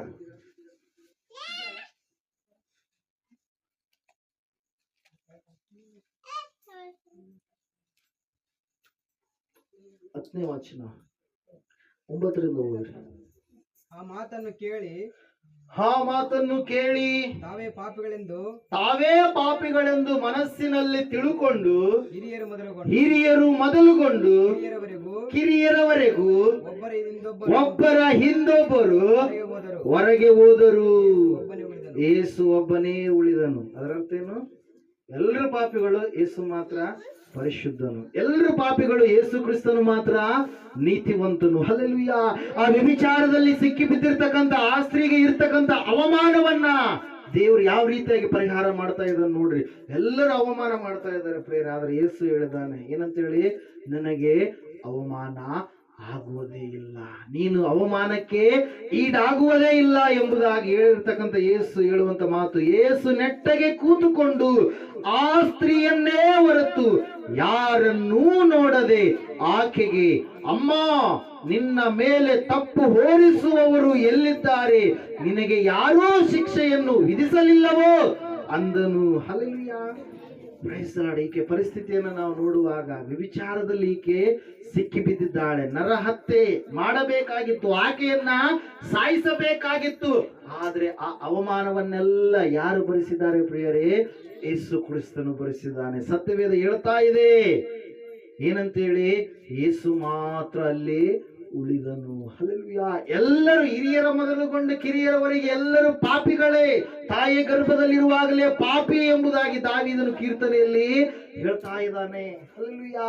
ನೀತಿವಂತನು ಇಲ್ಲ, ಒಬ್ಬನಾದರೂ ಇಲ್ಲ, ಎಲ್ಲರೂ ದಾರಿ ತಪ್ಪಿ ಅಲಿತಾ ಇದ್ದಾರೆ ಎಂಬುದಾಗಿ. ಅದ್ರ ಸಲುವಾಗಿ ಸತ್ಯವೇದ ಹೇಳ್ತಾ ಇದೆ ಪ್ರಿಯರೇ, ಇಲ್ಲಿ ಏನಂತೇಳಿ, ಅಮ್ಮ, ನಿನ್ನ ಮೇಲೆ ತಪ್ಪು ಹೊರಿಸುವವರು ಎಲ್ಲಿದ್ದಾರೆ? ನಿನ್ ಮೇಲೆ ತಪ್ಪು ಹೊರಿಸ್ಬೇಕಂತೇಳಿ ಇಷ್ಟು ದೊಡ್ಡ ದೂರನ್ನ ತೆಗೆದುಕೊಂಡು ಬಂದಿದ್ರಲ್ಲ, ಅದು ಇದು ಅಂತೇಳಿ ಅವ್ರೀಗ ಎಲ್ಲಿಗೋದ್ರು ಎಂಬುದಾಗಿ ಯೇಸು ಕೇಳಿದಾಗ ಸತ್ಯವೇದ ಹೇಳ್ತಾ ಇದೆ ಪ್ರಿಯರೇ, ಏನಂತೇಳಿ, ಅವ್ರು ಯಾರು ಕೂಡ ಅಲ್ಲಿ ನಿಲ್ಲೋದಕ್ಕೆ ಆಗಲಿಲ್ಲ, ಆ ಸ್ಥಳದಲ್ಲಿ ನಿಲ್ಲುವುದಕ್ಕೆ ಆಗಲಿಲ್ಲ. ಮದುವೆ ಆಗುವುದಕ್ಕಿಂತ ಮುಂಚಿತವಾಗಿ ಒಂದು ವೇಳೆ ನೀನು ತಪ್ಪಿ ಹೋಗಿದ್ರೆ ಪುನಃ ಅದೇ ತಪ್ಪಿನಲ್ಲಿ ನೀನು ಇರಬಾರದು. ದೇವರು ನಿನಗೆ ಅವಕಾಶ ಕೊಟ್ಟಿದ್ದಾನೆ, ಆ ಅವಕಾಶವನ್ನ ನೀನು ಉಪಯೋಗ ಮಾಡಿಕೊಳ್ಬೇಕು. ನಿನ್ನ ದೇಹ ನಿನ್ನ ಯಜಮಾನನಿಗೆ ಮಾತ್ರ, ನಿನ್ನ ದೇಹ ನಿನ್ನ ಹೆಂಡತಿಗೆ ಮಾತ್ರ ಮೀಸಲಾಗಿರ್ಬೇಕೇ ಹೊರತು ಇನ್ನೊಬ್ಬರಿಗೆ ಮೀಸಲಾಗಿದ್ರೆ ದೇವರ ವಾಕ್ಯ ಹೇಳ್ತಾ ಇದೆ, ವ್ಯಭಿಚಾರಿಯನ್ನ ಆತನು ಅಗ್ನಿ ನರಕದಲ್ಲಿ ಆಗ್ತಾನೆ ಎಂಬುದಾಗಿ. ಹಲ್ಲೆಲೂಯಾ. ನಾವು ನೋಡ್ತಾ ಇದ್ದೇವೆ, ಈ ಸ್ತ್ರೀ ತನ್ನ ಜೀವಿತವನ್ನ ಏನ್ ಮಾಡ್ತಾ ಇದ್ದಾಳ್ರಿ, ಬದಲಾವಣೆ ಮಾಡಿಕೊಳ್ತಾ ಇದ್ದಾಳೆ. ಏಸಪ್ಪ ಆಕೆಗೆ ಇರ್ತಕ್ಕಂಥ ಅವಮಾನವನ್ನ ಏನ್ ಮಾಡ್ತಾ ಇದ್ದಾನೆ, ತೊಲಗಿಸ್ತಾ ಇದ್ದಾನೆ. ಅದ್ರ ಸಲುವಾಗಿ ನೀವು ಯಾರೇ ಆಗಿರ್ಲಿ, ನೀವು ಭಯಪಡುವಂಥದ್ದು ಬೇಕಾಗಿಲ್ಲ, ನಿನಗೆ ಏನಾಗುವುದಿಲ್ಲ, ಅವಮಾನ ಆಗುವುದಿಲ್ಲ. ಆಕೆ ಹೇಳುವಂತ ಮಾತು ನೋಡ್ರಿ, 11ನೇ ವಚನ. ಯೇಸು ಆಕೆಗೆ, ಯಾರು ಉದಿಸಲಿಲ್ಲ, ಸ್ವಾಮಿ ಅಂದಳು. ಎಸ್. ಯೇಸು ಆಕೆಗೆ, ನಾನು ನಿನಗೆ ಶಿಕ್ಷಿಸುವುದಿಲ್ಲ, ನಾನು ನಿನಗೆ ಶಿಕ್ಷೆ ವಿಧಿಸುವುದಿಲ್ಲ, ಹೋಗು, ಇನ್ನು ಮೇಲೆ ಹೋಗು, ಇನ್ನು ಮೇಲೆ ಮಾಡಬೇಡ, ಪಾಪ ಮಾಡಬೇಡ ಎಂದು ಹೇಳಿದನು. ಹಲ್ಲೆಲೂಯಾ. ದೇವರು ಅವಕಾಶ ಕೊಡ್ತಾ ಇದ್ದಾನೆ, ಅವಕಾಶ ಕೊಡ್ತಾ ಇದ್ದಾನೆ. ನೀನು ಹಂಗೆ ದುರುಪಯೋಗ ಪಡಿಸ್ಕೊಂಡು ಇದೊಂದು ಕೊಡ್ತಾನೆ, ಇನ್ನೊಂದು ಕೊಡ್ತಾನೆ, ಮತ್ತೊಂದು ಕೊಡ್ತಾನೆ ಅಂತೇಳಿ ಹಂಗೆ ಹೋದ್ರೆ ನಿನಗೆ ಬಿಡುಗಡೆ ಇಲ್ಲ. ಹಲ್ಲೆಲೂಯಾ. ಸತ್ಯವೇದ ಹೇಳ್ತಾ ಇದೆ, ಆ ತಾಯಿ ಏನ್ ಮಾಡಿದಂತೆ, ಅಲ್ಲಿಗೆ ಕೊನೆ ಮಾಡಿಲ್ಲ ಅದನ್ನು. ಅಲ್ಲಿಗೆ ಸ್ಟಾಪ್ ಮಾಡಿದ, ಆಯ್ತು, ಇನ್ನು ಮುಂದೆ ನಾನು ಆ ರೀತಿಯಾಗಿ ತಪ್ಪಾದ ಮಾರ್ಗದಲ್ಲಿ ನಡಿಬಾರದು ಅಂತೇಳಿ ಆಕೆಗಿರ್ತಕ್ಕಂಥ ಅವಮಾನವೆಲ್ಲವನ್ನ ದೇವರು ಏನ್ ಮಾಡಿದ್ದಾರೆ, ತನ್ನ ಮೇಲೆ ಹೊತ್ತುಕೊಂಡ ಪ್ರಿಯರ. ಅದ್ರ ಸಲುವಾಗಿ ನಾವು ನೋಡ್ತಾ ಇದ್ದೇವೆ, ಸತ್ಯವೇದ ಹೇಳ್ತಾ ಇದೆ, ನಿನಗೆ ಅವಮಾನ ಆಗುವುದಿಲ್ಲ. ಇನ್ನು ಮುಂದೆ ಆದರೂ ನೀನು ಹೆಂಗ್ ನಡ್ಕೋಬೇಕು, ಭಕ್ತಿವಂತನಾಗಿ ನಡೆದುಕೊಳ್ಬೇಕು. ಭಕ್ತಿಹೀನತೆ ಎಷ್ಟು ಮಾತ್ರಕ್ಕೂ ನಿನ್ನಲ್ಲಿ ಇರಲೇಬಾರದು ಎಂಬುದಾಗಿ ಹೇಳ್ತಾ ಇದೆ ಪ್ರಿಯರಲ್ಲಿ. ನಾವು ನೋಡ್ತಾ ಇದ್ದೇವೆ, ಹೆದರಬೇಡ, ನಿನಗೆ ಅವಮಾನ ಆಗುವುದಿಲ್ಲ. ಇಸಾಕನ ಅಂದುಕೊಂಡಿರುವುದು ಆವತ್ತಿನ ದಿನ, ಅಯ್ಯೋ ನಾನು ಬೀಜವನ್ನು ಬಿತ್ತಾ ಇದ್ದೇನೆ, ಮಳೆ ಇಲ್ಲ, ಬರಗಾಲದ ಪರಿಸ್ಥಿತಿ, ನನಗೆ ಯಾವ ರೀತಿಯಾಗಿರ್ತಕ್ಕಂಥ ಬೆಳೆ ಬರುತ್ತೋ, ಇಲ್ಲಿರ್ತಕ್ಕಂಥ ಜನರು ಯಾವ ರೀತಿಯಾಗಿ ನನ್ನನ್ನ ಆಡಿಕೊಳ್ತಾರೋ ಎಂಬುದಾಗಿ. ಆದ್ರೆ ದೇವರು ಆತನಿಗೆ ಏನ್ ಮಾಡಿದ್ರಂತ್ರಿ, 100ರಷ್ಟು ಬೆಳೆಯನ್ನ ಕೊಟ್ಟರು ಎಂಬುದಾಗಿ. ಹಲ್ಲೆಲೂಯಾ. ಆತನನ್ನ ದೇವರು ಕೈ ಬಿಡಲಿಲ್ಲ. ಹಲ್ಲೆಲೂಯಾ. ಎರಡನೆಯದಾಗಿ ನಾವು ನೋಡ್ತಾ ಇದ್ದೇವೆ, ಈ ಸ್ತ್ರೀಯನ್ನ ಯೇಸುವಿನ ಬಳಿಗೆ ಕರೆದುಕೊಂಡು ಬಂದರು. ಯೇಸು ಹೇಳ್ತಾ ಇದ್ದಾನೆ ಏನೆಂಬುದಾಗಿ, ನಿಮ್ಮಲ್ಲಿ ಯಾರು ಪಾಪ ಮಾಡಿಲ್ವೋ ಆಕೆಯನ್ನ ಕಲ್ಲಿಸುವುದು ನೀವು ಕೊಲ್ರಿ. ಹಲ್ಲೆಲೂಯಾ. ಹಿರಿಯರ ಮೊದಲುಗೊಂಡು ಕಿರಿಯರವರೆಗೆ ಎಲ್ಲರೂ ಪಾಪ ಮಾಡಿದವರು. ನಾನು ಕೂಡ ಸುಳ್ಳು ಹೇಳಿದ್ದೀನಿ ಚಿಕ್ಕವನಿರುವಾಗ. ಹಲ್ಲೆಲೂಯಾ. ನಾನು ಕೂಡ ಕಳ್ತನ ಮಾಡಿದ್ದೀನಿ, ಅಪ್ಪನ ಜೋಬ್ನಾಗಿರೋದು ಚಿಕ್ಕವನಿರುವಾಗ. ಹಲ್ಲೆಲೂಯಾ. Praise Lord. ನೀವು ಮನುಷ್ಯರೇ, ನೀವು ಕೂಡ ಮಾಡಿರ್ತೀರಿಲ್ಲ ದೇವ ಅವರೇ, ಮಾಡಿರ್ತೀರಿಲ್ಲ ಖಂಡಿತ. ಹಲ್ಲೆಲೂಯಾ. ಖಂಡಿತವಾಗಿ ಏನೋ ಒಂದು ವಿಷಯದಲ್ಲಿ ನಾವು ತಪ್ಪಿ ಹೋಗಿರ್ತೀವಿ. ಹಲ್ಲೆಲೂಯಾ. ಅದ್ರ ಸಲುವಾಗಿ ಸುಳ್ಳಾದ್ರೂ ಹೇಳಿರ್ತೀವಿ, ಹಣವಾದ್ರೂ ತಗೊಂಡಿರ್ತೀವಿ, ಏನಾದ್ರೂ ಮಾಡಿರ್ತೀವಿ ತಪ್ಪಾದ ಒಂದು ಕಾರ್ಯಗಳು. ಆದ್ರೆ ಯೇಸುವನ್ನ ತಿಳಿದಾಗ, ಯೇಸುವನ್ನ ನಂಬಿದಾಗ, ಯೇಸುವೇ ನಿಜವಾದ ರಕ್ಷಕನು, ಆತನು ಮುಂದೆ ನಮ್ಮ ಭವಿಷ್ಯತ್ತನ್ನು ನಿರ್ಧಾರ ಮಾಡುವಂತ ಆತನು ಬೇಕಾದ್ರೆ ಪರಲೋಕವನ್ನಾದ್ರೂ ಸೇರಿಸ್ತಾನೆ, ಬೇಡವಾದ್ರೆ ನರಕಕ್ಕಾದ್ರೂ ದಬ್ಬುವಂತ ಅಧಿಕಾರ ಉಳ್ಳವನು ಎಂಬುದಾಗಿ ನೀನು ನೆನೆಸಿಕೊಂಡಿರುವಾಗ ಆತನ ವಾಕ್ಯ ಹೇಳ್ತಾ ಇದೆ ಪ್ರಿಯರೇ, ಏನಂತೇಳಿ, ಆಕೆ ಪುನಃ ಪಾಪದ ಕಡೆಗೆ ಹೋಗಲಿಲ್ಲ, ಆಕೆ ಬದಲಾದ್ಲು. ಆಕೆಗಿರ್ತಕ್ಕಂಥ ಅವಮಾನವೆಲ್ಲ ಯಾರು ಹೊತ್ಕೊಂಡ್ರಿ, ಯೇಸು ಕ್ರಿಸ್ತನ ಹೊತ್ತುಕೊಂಡ. ಹಲ್ಲೆಲೂಯಾ. Praise lord. 53ನೇ ಅಧ್ಯಾಯ ಯೆಶಾಯನ ಪ್ರವಾದನೆ ಗ್ರಂಥದಲ್ಲಿ ನಾವು ನೋಡ್ತಾ ಇದ್ದೇವೆ, ಅಲ್ಲಿ ವಾಕ್ಯ ಹೇಳ್ತಾ ಇದೆ, ಯೇಸು ಶಿಲುಬೆಯಲ್ಲಿ ಎಂತಹ ಕಾರ್ಯ ಮಾಡಿದಾನಂದ್ರೆ, ತೆಗೆದಿದ್ರೆ ಯೆಶಾಯನ ಪ್ರವಾದನೆ ಗ್ರಂಥ,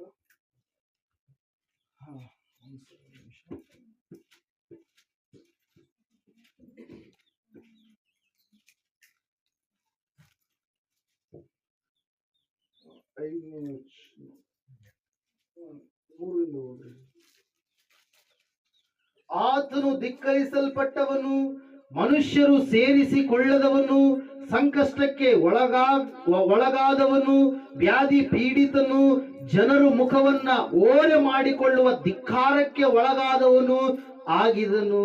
ನಾವು ಆತನನ್ನು ಲಕ್ಷ್ಯಕ್ಕೆ ತರಲಿಲ್ಲ. ನಿಜವಾಗಿಯೂ ನಮ್ಮ ಸಂಕಷ್ಟಗಳನ್ನು ಅನುಭವಿಸಿದನು. ಆತನು ಹೊತ್ತ ಹೊರೆಯು ನಮ್ಮ ಸಂಕಟವೇ. ಹೌದು, ನಾವಾದರೂ ಆತನು ದೇವರಿಂದ ಬಾಧಿತನು, ಪೆಟ್ಟು ತಿಂದವನು, ಕುಗ್ಗಿಸಲ್ಪಟ್ಟವನು ಎಂದು ಭಾವಿಸಿಕೊಂಡೆವು. ನಮ್ಮ ದ್ರೋಹಗಳ ದೆಸೆಯಿಂದ ಆತನಿಗೆ ಗಾಯವಾಯಿತು.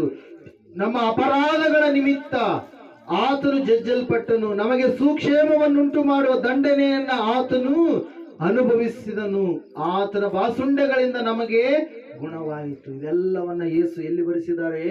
ಶಿಲುಬೆಯಲ್ಲಿ ಬರೆಸಿದ್ದಾರೆ ಪ್ರಿಯರೇ. ಹಲ್ಲೆಲೂಯಾ. ಇದೆಲ್ಲವನ್ನ ನಾವು ಅನುಭವಿಸುವಂಥದ್ದು ಬೇಕಾಗಿಲ್ಲ. ನಿನ್ನ ಕೈಗಳು ತಪ್ಪು ಮಾಡಿದ ಕಾರಣಕ್ಕಾಗಿ ಆತನು ತನ್ನ ಕೈಗಳಿಗೆ ಏನು ಹೊಡೆಸಿಕೊಂಡಿದ್ದಾನೆ? ಮೊಳೆಗಳನ್ನು ಹೊಡೆಸಿಕೊಂಡಿದ್ದಾನೆ. ಕೈಯಿಂದ ಏನೇನೋ ತಪ್ಪು ಮಾಡಿದೀಯ, ತಪ್ಪಾದ ಮಾರ್ಗದಲ್ಲಿ ನೀನು ನಡೆದಿದೀಯ. ವ್ಯಭಿಚಾರ ಅಂದ್ರೆ ಯಾವ್ದ್ರಿ? ದೇವರನ್ನ ಬಿಟ್ಟು ದೇವರಲ್ಲದವುಗಳ ಕಡೆಗೆ ಎಲ್ಲ ಕಡೆ ಓಡಾಡದಿರುತ್ತಲ್ಲ, ಅದು ಏನದು? ವ್ಯಭಿಚಾರ. ದೇವ್ರಂದ್ರೆ ಒಬ್ಬತನೇ. ನಿನ್ನ ಬಾಯಿ ಕೂಡ ದೇವರುಗಳಂತದ. ಏನನ್ನುತ್ತೆ ನಿನ್ನ ಬಾಯಿ? ನಾಲಿಗೆ ಏನನ್ನುತ್ತೆ? ದೇವರು ಅನ್ನುತ್ತೆ, ದೇವರುಗಳು ಅನ್ನಲ್ಲ. ಅಪ್ಪ ಒಬ್ಬತ ಇರ್ತಾನ. ಅಪ್ಪ ಒಬ್ಬತನೇ, ತಂದೆ ಒಬ್ಬತನೇ, ದೇವರು ಒಬ್ಬತನೇ. ಆ ದೇವರನ್ನ ಬಿಟ್ಟು ದೇವರ ಅಲ್ಲದವುಗಳ ಕಡೆಗೆ ನೀನು ಹೋಗ್ಬಾರ್ದು. ದೇವರಲ್ಲದವುಗಳ ಕಡೆಗೆ ನೀನು ಹೋಗಿದ್ದೆ ಆದ್ರೆ ಅದು ಯಾವುದಕ್ಕೆ ಸಾದೃಶ? ಯಾವುದಕ್ಕೆ ಸಮಾನ? ವಿಚಾರಕ್ಕೆ ಸಮಾನ. ಇಲ್ಲಿ ನಾವು ನೋಡ್ತಾ ಇದ್ದೇವೆ, ಸತ್ಯವೇದ ಹೇಳ್ತಾ ಇದೆ, ಅವೆಲ್ಲವುಗಳನ್ನ ಯೇಸು ತನ್ನ ಮೇಲೆ ಶಿಲುಬೆಯಲ್ಲಿ ಭರಿಸಿದ್ದಾನೆ. ನನಗಾಗುವಂತ ಅವಮಾನ, ನಿನಗೆ ಬರುವಂತ ಅವಮಾನ, ರೋಗ, ಬಾಧೆ, ಸಂಕಟ ಎಲ್ಲವುಗಳನ್ನ ತನ್ನ ಮೇಲೆ ಒತ್ತುಕೊಂಡಿದ್ದಾನೆ. ಆತನಲ್ಲಿ ಯಾವ ಅಂದ ಚಂದಗಳು ಕೂಡ ಇರಲಿಲ್ಲ ಎಂಬುದಾಗಿ ಹೇಳ್ತಾ ಇದೆ ವಾಕ್ಯ ಪ್ರಿಯರೇ. Hallelujah, praise Lord. ಆಕೆ ಮನಸ್ಸು ಏನಾಯ್ತು? ಮಾರ್ಪಾಟು ಬಂದಿತ್ತು. ಆಕೆಯಲ್ಲಿರ್ತಕ್ಕಂಥ ಅವಮಾನದ ಪರಿಸ್ಥಿತಿ ಏನಾಯ್ತು? ತೊಲಗಿಸಲ್ಪಡ್ತು. ಆಕೆ ರಕ್ಷಣೆಯನ್ನ ಹೊಂದಿದಳು. ಇವತ್ತು ದಿನ ಅನೇಕರು ಆಲಯಕ್ಕೆ ಬರ್ತೀರಿ, ಆದ್ರೆ ನೀವು ದೇವ್ರು ನಂಬಿದ್ದೀವಿ ಅಂತ ಹೇಳ್ತೀರಿ, ತಪ್ಪಾದ ಮಾರ್ಗದ ಕಡೆಗೆ ನೀವು ನಡೀತಾ ಇರ್ತೀರಿ. ದೇವ್ರು ನಂಬಿದ್ದೀವಿ ಅಂತ ಹೇಳ್ತೀರಿ, ದೀಕ್ಷಾ ಸ್ನಾನ ನಮ್ಗೆ ಬೇಕಾಗಿಲ್ಲ, ನಾವು ಹಿಂಗೆ ಇರ್ತೀವಿ, ಕಳ್ಳಂತರ ಇರ್ತೀವಿ. ನಾವು ಹೆಂಗಿರ್ತೀವಿ? ಕಳ್ಳಂತರ. ಕಳ್ಳ ತಗೊಳ್ಳಿಲ್ಲ, ಅವ್ನಿಗೆ ಟೈಮ್ ಇದ್ದಿಲ್ಲ, ಸಮಯ ಇದ್ದಿಲ್ಲ, ಏನಿದ್ದಿಲ್ಲ. ಯಾ ಕಳ್ಳ? ಬಲಗಡೆ ಇರ್ತಕ್ಕಂತ ಕಳ್ಳ. ಯೇಸು ಹಂಗೆ ಡೈರೆಕ್ಟ್ ಆಗಿ ಕರೆದುಕೊಂಡು ಹೋದ್ರು. ಎಲ್ಲಿಗೆ? ಪರದೇಶಿಗೆ. ಆಯ್ತು, ಆತನೇ ಫೈನಲ್. ಇನ್ನು ಮುಂದೆ ಇರ್ತಕ್ಕಂಥ ನಾವೆಲ್ಲರೂ ಏನ್ ಮಾಡ್ಬೇಕ್ರಿ? ಯೇಸುವಿನ ನಾಮದಲ್ಲಿ ದೀಕ್ಷಾ ಸ್ನಾನ ತೆಗೆದುಕೊಳ್ಳಬೇಕು. ತಂದೆ, ಕುಮಾರ, ಪರಿಶುದ್ಧಾತ್ಮನ ಹೆಸರಿನಲ್ಲಿ, ತ್ರಿಯೇಕ ದೇವರ ಹೆಸರಿನಲ್ಲಿ ನಾವು ನೀರಿನಲ್ಲಿ ಮುಳುಗಬೇಕು. ಹಲ್ಲೆಲೂಯಾ. ಮುಳುಗಿದ ನಂತರ ಎಲ್ಲ ಹರ್ಕೊಂಡು ಹೋಗುತ್ತೆ, ಹಳೇದೆಲ್ಲ. ನಾವು ಹೊಸದಾಗಿ ಹುಟ್ಟುತ್ತೀವಿ, ಶಿಶುಗಳೋಪಾದಿ. ಚಿಕ್ಕ ಮಕ್ಕಳು ಹೆಂಗಿರ್ತಾರೆ ಆ ರೀತಿಯ ಸ್ವಭಾವವನ್ನ ನಾವು ಧರಿಸಿಕೊಳ್ಳಬೇಕು. ಹಲ್ಲೆಲೂಯಾ. ಚಿಕ್ಕ ಮಕ್ಕಳು ದೇವ್ರ ಸಮಾನ ಅಂತಾರೆ. ಯಾಕಂತಾರೆ ಹೇಳ್ರಿ? ಯಾಕಂತಾರ? ನಿನ್ ತಲೆಗೆ ಲೋಕದ್ದೆಲ್ಲ ತುಂಬಿಕೊಂಡಿರುತ್ತೆ. ಚಿಕ್ಕ ಮಕ್ಕಳಿಗೆ ಲೋಕದ್ದು ಯಾವುದೇ ಇರೋದೇ ಇಲ್ಲ. ತಪ್ಪು ಯಾವುದೆಂಬುದಾಗಿ ಗೊತ್ತಿರಲ್ಲ, ಪಾಪ ಯಾವುದೆಂಬುದಾಗಿ ಗೊತ್ತಿರಲ್ಲ, ಸುಳ್ಳು ಯಾವುದೆಂಬುದಾಗಿ ಗೊತ್ತಿರಲ್ಲ ಪ್ರಿಯರೇ. Hallelujah, praise Lord. ಆ ರೀತಿಯಾಗಿ ನೀನು ಭಕ್ತಿ ಜೀವಿತದಲ್ಲಿ ಕೊನಸಾಗುವವನಾಗಬೇಕು. ದೇವರಲ್ಲಿ ಇದ್ದುಕೊಂಡು, ದೇವರ ಮಗನಾದ ಮೇಲೆ, ಹುಟ್ಟಿದ ಮೇಲೆ, ರಕ್ಷಣೆಯನ್ನು ಹೊಂದಿದ ಮೇಲೆ ದೇವರ ವಾಕ್ಯದಲ್ಲಿ ನೀನು ಬೆಳಿಬೇಕು. ಹಲ್ಲೆಲೂಯಾ. ಯೌವನಸ್ಥನಾಗಬೇಕು. ಮೊದಲು ನಂಬಿದಾಗ ಹೆಂಗಿದ್ದ ಹಂಗೆ ಇರಬಾರ್ದು. ಹಲ್ಲೆಲೂಯಾ. ಮೊದಲು ನಂಬಿದಾಗ ಸ್ವಲ್ಪ ದೇವರ ಬಗ್ಗೆ ಜ್ಞಾನ ಇತ್ತು, ಬರ್ತಾ ಬರ್ತಾ ಬರ್ತಾ ಅದು ಬೆಳಿಬೇಕೆ ಹೊರತಾಗಿ ಎಲ್ಲಿ ಹಾಸಿಗೆ ಅಲ್ಲೇ ಅನ್ನುವ ರೀತಿಯಲ್ಲಿ ಇರಬಾರ್ದು. ಎಲ್ಲಿ ಹಾಕಿದ ಕಂಬಳಿ ಅಲ್ಲೇ ಎನ್ನುವ ರೀತಿಯಲ್ಲಿ ಇರಬಾರ್ದು. ಅದರ ಸಲುವಾಗಿ ವಾಕ್ಯ ಹೇಳ್ತಾ ಇದೆ, ನಾನು ನಿನ್ನನ್ನ ವಿಸ್ತಾರಗೊಳಿಸುವೆನಂತೇಳಿ. ಹಲ್ಲೆಲೂಯಾ. ನಾನು ನಿನ್ನನ್ನ ಅಭಿವೃದ್ಧಿ ಪಡಿಸುವೆನು, ನಿನಗೆ ಅವಮಾನ ಆಗುವುದಿಲ್ಲ ಅಂತೇಳಿ. ಕೊನೆಯದಾಗಿ ಮತ್ತೆ ಆ ವಾಕ್ಯವನ್ನು ನೆನಪು ಮಾಡಿಕೊಳ್ಳೋಣ. 54ನೇ ಅಧ್ಯಾಯ 3-4 ವಚನ, ಯೆಶಾಯನ ಪ್ರವಾದನೆ ಗ್ರಂಥ, ಮುಂದಿನ ಭಾಗ, ಮುಂದಿನ ವಾರ ನಾವು ನೋಡೋಣ. 3-4 ವಚನ ಬೇಗ ಹೋದ್ರಿ. ನೀನು ಎಲ್ಲಾ ಕಡೆಗಳಲ್ಲಿಯೂ ಅಪ್ಪಿಕೊಳ್ಳುವಿ. ನಿನ್ನ ಸಂತಾನದವರು ಜನಾಂಗಗಳನ್ನು ವಶ ಮಾಡಿಕೊಂಡು ಆಳು ಪಟ್ಟಣಗಳನ್ನು ಜನಭರಿತವಾಗುವಂತೆ ಮಾಡುವರು. ಹೆದರಬೇಡ, ನಿನಗೆ ಅವಮಾನವಾಗುವುದಿಲ್ಲ. ನಾಚಿಕೆ ಪಡೆದಿರು, ನಿನಗೆ ಆಶಾಭಂಗವಾಗದು. ಯೌವನದಲ್ಲಿ ನಿನಗಾದ ಅವಮಾನವನ್ನ ಮರೆತು ಬಿಡುವಿ. ವೈಧವ್ಯದಲ್ಲಿ ನಿನಗೆ ಸಂಭವಿಸಿದ ನಿಂದೆಯು ಇನ್ನೂ ನೀನು ನೆನಪಿಗೆ ಬಾರದು. ನಿನ್ನ ನೆನಪಿಗೆ ಬಾರದು. ಹಲ್ಲೆಲೂಯ. ಎಷ್ಟು ಒಳ್ಳೆ ಮಾತುಗಳ್ರಿ, ಎಷ್ಟು ಆದರಣೆಯನ್ನು ತರುವಂತ ಮಾತುಗಳಿವು. ಹಲ್ಲೆಲೂಯ. ದೇವರು ಅದ್ರ ಸಲುವಾಗಿ ಆತನು ತಾಯಿಯ ಹೃದಯವುಳ್ಳ ದೇವರಾಗಿದ್ದಾನೆ. ಹಲ್ಲೆಲೂಯ. ಸರ್ವಶಕ್ತನಂದ್ರೆ ಏನ್ರಿ? ಬಲಾಢ್ಯನಾದ ದೇವರು ಮತ್ತು ತಾಯಿಯ ಹೃದಯವುಳ್ಳ ದೇವರು. ಆತನಿಗೆ ಆಗದ ಕಾರ್ಯ ಒಂದೂ ಇಲ್ಲ. ಎಲ್ಲ ಕಾರ್ಯಗಳನ್ನು ಆತನು ಮಾಡುವವನಾಗಿದ್ದಾನೆ. ಅದರ ಸಲುವಾಗಿ ನೀನು ಎಲ್ಲಾ ಕಡೆಗಳಲ್ಲಿ ನೀನು ಹಬ್ಬಿಕೊಳ್ಳುವಂತೆ ಮಾಡ್ತಾನೆ, ಅಭಿವೃದ್ಧಿ ಪಡಿಸ್ತಾನೆ ದೇವರು. ಹಲ್ಲೆಲೂಯ. ದೇವರಲ್ಲಿ ಇದ್ದುಕೊಂಡು ನಾವು ಬೆಳೆಯುವರಾಗಬೇಕೆ ಹೊರತಾಗಿ ದೇವರಲ್ಲಿ ಇದ್ದುಕೊಂಡು ನಾವು ಏನಾಗ್ಬಾರ್ದ್ರಿ? ಎಲ್ಲಿ ಇದ್ದವ್ರು ಅಲ್ಲೇ ಇರಬಾರ್ದು. ಹಲ್ಲೆಲೂಯ. ದೇವರು ಹೇಳಿದನಲ್ಲ, ನಾನು ನಿನ್ನನ್ನ ಆಶೀರ್ವದಿಸುವೆನೆಂಬುದಾಗಿ. ನಿಜವಾಗಿ ನಿನ್ನನ್ನು ಆಶೀರ್ವದಿಸುವೆನು. ಆಶೀರ್ವಾದ ಅಂದ್ರೆ ಏನ್ರಿ? ಗುಡಿಸಲಲ್ಲಿ ಬಡತನದಲ್ಲಿ ಇರುವಂತದ್ದು ಆಶೀರ್ವಾದನ? ಹಲ್ಲೆಲೂಯ. ಹಣ ಇರ್ಲಾರ್ದೆ ಇರುವಂತದ್ದು ಆಶೀರ್ವಾದನ? ಹಲ್ಲೆಲೂಯ. ಅಬ್ರಹಾಮನು ಸಂಪತ್ತುಳ್ಳವನಾಗಿ ಇದ್ದ. ನಿನಗೆ ಎಲ್ಲ ಇದೆ, ಹಣ ಇದೆ, ಎಲ್ಲ ಇದೆ. ಆದ್ರೆ ಹಣ ಏನಾಗ್ತಾ ಇದೆ? ಕಳ್ಳನು ಕದ್ದುಕೊಳ್ತಾ ಇದ್ದಾನೆ. ಹಲ್ಲೆಲೂಯ. ಅದು ನಿನಗೆ ಗೊತ್ತಾಗ್ತಾ ಇಲ್ಲ. ಕಾರಣ ಏನಂದ್ರೆ ನಿನಗಿರುವಂತ ಹಣದಲ್ಲಿ ನೀನೇನ್ ಮಾಡ್ತಾ ಇಲ್ಲ? ಸೇವೆಗೋಸ್ಕರವಾಗಿ ಕೊಡ್ತಾ ಇಲ್ಲ, ದೇವರ ಸನ್ನಿಧಾನಕ್ಕೆ ಕೊಡ್ತಾ ಇಲ್ಲ, ದೇವರ ಆಲಯಕ್ಕೆ ಸಮರ್ಪಣೆ ಮಾಡ್ತಾ ಇಲ್ಲ. ಅದ್ರ ಸಲುವಾಗಿ ದೇವ್ರ ವಾಕ್ಯ ಹೇಳ್ತಾ ಇದೆ ಏನಂತೇಳಿ, ನೀನು ಎಷ್ಟು ಬೆಳೆದಾಗಲೂ ಕೂಡ, ನೀನು ಎಷ್ಟು ಅಭಿವೃದ್ಧಿ ಹೊಂದಿದಾಗಲೂ ಕೂಡ ಅದೇನಾಗ್ತಾ ಇದೆ? ಸೋರ್ತಾ ಇದೆ. ದೊಡ್ಡ ಕೊಡ, ಆ ಕೊಡಕ್ಕೆ ಚಿಕ್ಕದಾಗಿರ್ತಕ್ಕಂಥ ಪಿನ್ನಿಂದ ಹೋಲಾಕಿದ್ರೆ ಏನಾಗತ್ರಿ? ಎಷ್ಟನ್ನ ತುಂಬದ್ರಾಗ ಏನಾಗುತ್ತೆ? ಸೋರ್ತಾನೆ ಹೋಗ್ತಾನೆ ಇರುತ್ತೆ. ಹಲ್ಲೆಲೂಯ. ನಮ್ಮ ಬಾದಲಲ್ಲಿ ದಶಮ ಭಾಗವನ್ನು ಕೊಡುವಂತ ಮಕ್ಕಳಿದ್ದಾರೆ. ನೀವು ನಿಮ್ಮ ಆಲಯ ಎಲ್ಲಿ ಹೋಗ್ತೀರಿ, ನೀವು ಅಲ್ಲಿ ನೀವು ದೇವರ ಸನ್ನಿಧಾನಕ್ಕೆ ನೀವು ಸಮರ್ಪಣೆ ಮಾಡಿ. ಯಾಕಂದ್ರೆ ದಶಮ ಭಾಗ ಕೊಡ್ಲಾರ್ದೆ ಇರುವಂತದ್ದು ಶಾಪ ಅಂತೇಳಿ ವಾಕ್ಯಗಳತ್ತೆ. ಹಲ್ಲೆಲೂಯ. ದೇವ್ರು ಹೇಳುವಂತ ಮಾತು ಪ್ರಿಯರೇ. ಅನೇಕರು ಕೊಡ್ತಾರೆ, ಕೊಟ್ಟಂತವ್ರೆಲ್ಲರೂ ಹಂಗೆ ಇಲ್ಲ. ಅವ್ರು ಹೆಂಗಿದಾರೆ? ವಿಸ್ತಾರಗೊಂಡಿದ್ದಾರೆ. ಹಲ್ಲೆಲೂಯ. ಅಬ್ರಹಾಮನು ಮೆಲ್ಕಿಜೆದೇಕನು ಬಂದಾಗ 10ರಲ್ಲಿ 1 ಪಾಲನ್ನ ಕೊಟ್ಟ, ಈಸಾಕ ಕೊಟ್ಟ, ಯಾಕೋಬ ಕೊಟ್ಟ. ಅನೇಕರು ಕೊಟ್ಟಂತವ್ರು ಯಾರು ಕೂಡ ಇಲ್ಲ. ನಾವು ಕೂಡ ಏನ್ ಮಾಡ್ತೀವಿ? ನಮ್ಮ ಹತ್ರ ಇಟ್ಕೊಂಡಿಲ್ಲ ದಶಮ ಭಾಗ ಏನ್ ಮಾಡ್ತೀವ್ರಿ? ಇನ್ನ ಬೇರೆ ಐವರಿಗೆ ನಾವು ಸಪೋರ್ಟ್ ಮಾಡ್ತೀವಿ. ಹಲ್ಲೆಲೂಯ. ಬೇರೆಯವರಿಗೆ ಇರ್ಲಾರ್ದಂತವ್ರನ್ನ ನೋಡಿ ಅವ್ರಿಗೆ ಏನ್ ಮಾಡ್ತೀವ್ರಿ? ದಶಮ ಭಾಗವನ್ನ ನಾವು ಕೊಡುವವರಾಗಿರ್ತೀವಿ. ಒಂದು ವೇಳೆ ನಾವೇ ಅಂದ್ರೆ ಏನ್ರಿ? ಅದು ಮಾಟ ಮಂತ್ರದ ಬುದ್ಧಿ. ಅದು ನಾವೇ ಇರ್ತೀವಿ. ಹಲ್ಲೆಲೂಯ. ನಾವಷ್ಟಪ್ಪ, ಬೇರೆಯವ್ರು ಯಾರು ಬೇಡ ಅಂತೇಳಿ ಹೇಳಿಲ್ಲ ಏಸಪ್ಪ. ಏನಂತೇಳಿ? ನೀನು ನಿನ್ನ ಜೊತೆಯಲ್ಲಿರುವವರು ಎಲ್ಲರೂ ಕೂಡ. ಹಲ್ಲೆಲೂಯ. Praise Lord. ಅದ್ರ ಸಲುವಾಗಿ ಅವ್ರು ಕೊಡ್ತಾ ಇದ್ರೆ ಅವ್ರ ಅಭಿವೃದ್ಧಿಯನ್ನ ಹೊಂದುತ್ತಾ ಇದ್ದಾರೆ ಪ್ರಿಯರೇ. ಹಲ್ಲೆಲೂಯ. ನೀನು ಕೊಡುವಾಗ ನೀನು ಶಾಪಗ್ರಸ್ತನು ಆಗುವುದಿಲ್ಲ. ಶಾಪ, ಕೆಲವರಿಗೆ ಶಾಪ ಹಂಗೆ ಇರುತ್ತೆ. ಕಾರಣ ಏನ್ರಿ? ಅವರು ದೇವರಿಗೆ ಕೊಡುವುದಿಲ್ಲ, ದೇವರ ಕಾರ್ಯಗಳಿಗೆ ಕೊಡುವುದಿಲ್ಲ. ಅದರ ಸಲುವಾಗಿ ಶಾಪವನ್ನೇ ಅನುಭವಿಸ್ತಾ ಇರ್ತಾರೆ, ಅಸಮಾಧಾನವನ್ನೇ ಅನುಭವಿಸ್ತಾ ಇರ್ತಾರೆ. ಎಲ್ಲ ಹಣ ಇದೆ, ಆದ್ರೆ ಏನಿಲ್ಲ ರೀ? ಸಮಾಧಾನ ಇಲ್ಲ, ಸಂತೋಷ ಇಲ್ಲಾದ ರೀತಿಯಲ್ಲಿ ಅವರು ಜೀವಿಸ್ತಾ ಇರ್ತಾರೆ. ಅದಕ್ಕೋಸ್ಕರವಾಗಿ ನೀನು ದೇವರಿಗೆ, ನೀನು ಹೋಗುವಂತ ಆಲಯಕ್ಕೆ ನೀನು ಸಮರ್ಪಣೆ ಮಾಡಬೇಕು. ದೇವರಿಂದ ಕದ್ದುಕೊಂಡ್ರೆ ಅದು ಶಾಪ. ಕೊನೆಯದಾಗಿ ಮಲಾಕಿಯನ ಪ್ರವಾದನೆ ಗ್ರಂಥ 3ನೇ ಅಧ್ಯಾಯ 7, 8, 9, 10 ವಚನಗಳನ್ನು ಓದಿಕೊಳ್ಳೋಣ. ಕೊನೆಯದಾಗಿ ಯಾಕೆ ಆಶೀರ್ವಾದ ತಡೆ ಆಗ್ತಾ ಇದೆ? ಯಾಕೆ ಸಂಪತ್ತು ಉಳ್ಳವರ ಅಲ್ಲದೆ ಜನರು ಜೀವಿಸ್ತಾ ಇದ್ದಾರೆ ಅಂತೇಳಿ ಅಂದ್ರೆ,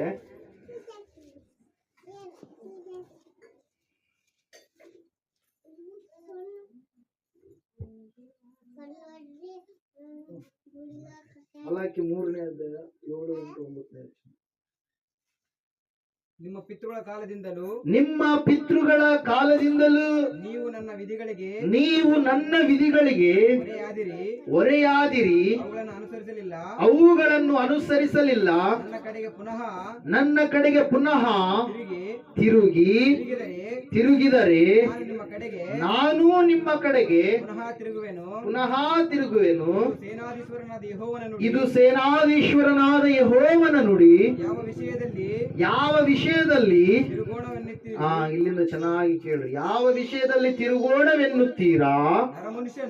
ನರಮನುಷ್ಯನು ದೇವರಿಂದ ಕದ್ದುಕೊಳ್ಳಬಹುದೇ? ನೀವು ನನ್ನಿಂದ ಕದ್ದುಕೊಳ್ಳುತ್ತಿದ್ದೀರಿ. ನಿನ್ನಿಂದ ಏನು ಕದ್ದುಕೊಂಡಿದ್ದೇವೆ ಅಂದುಕೊಳ್ಳುತ್ತೀರೋ? ದಶಮಾಂಶ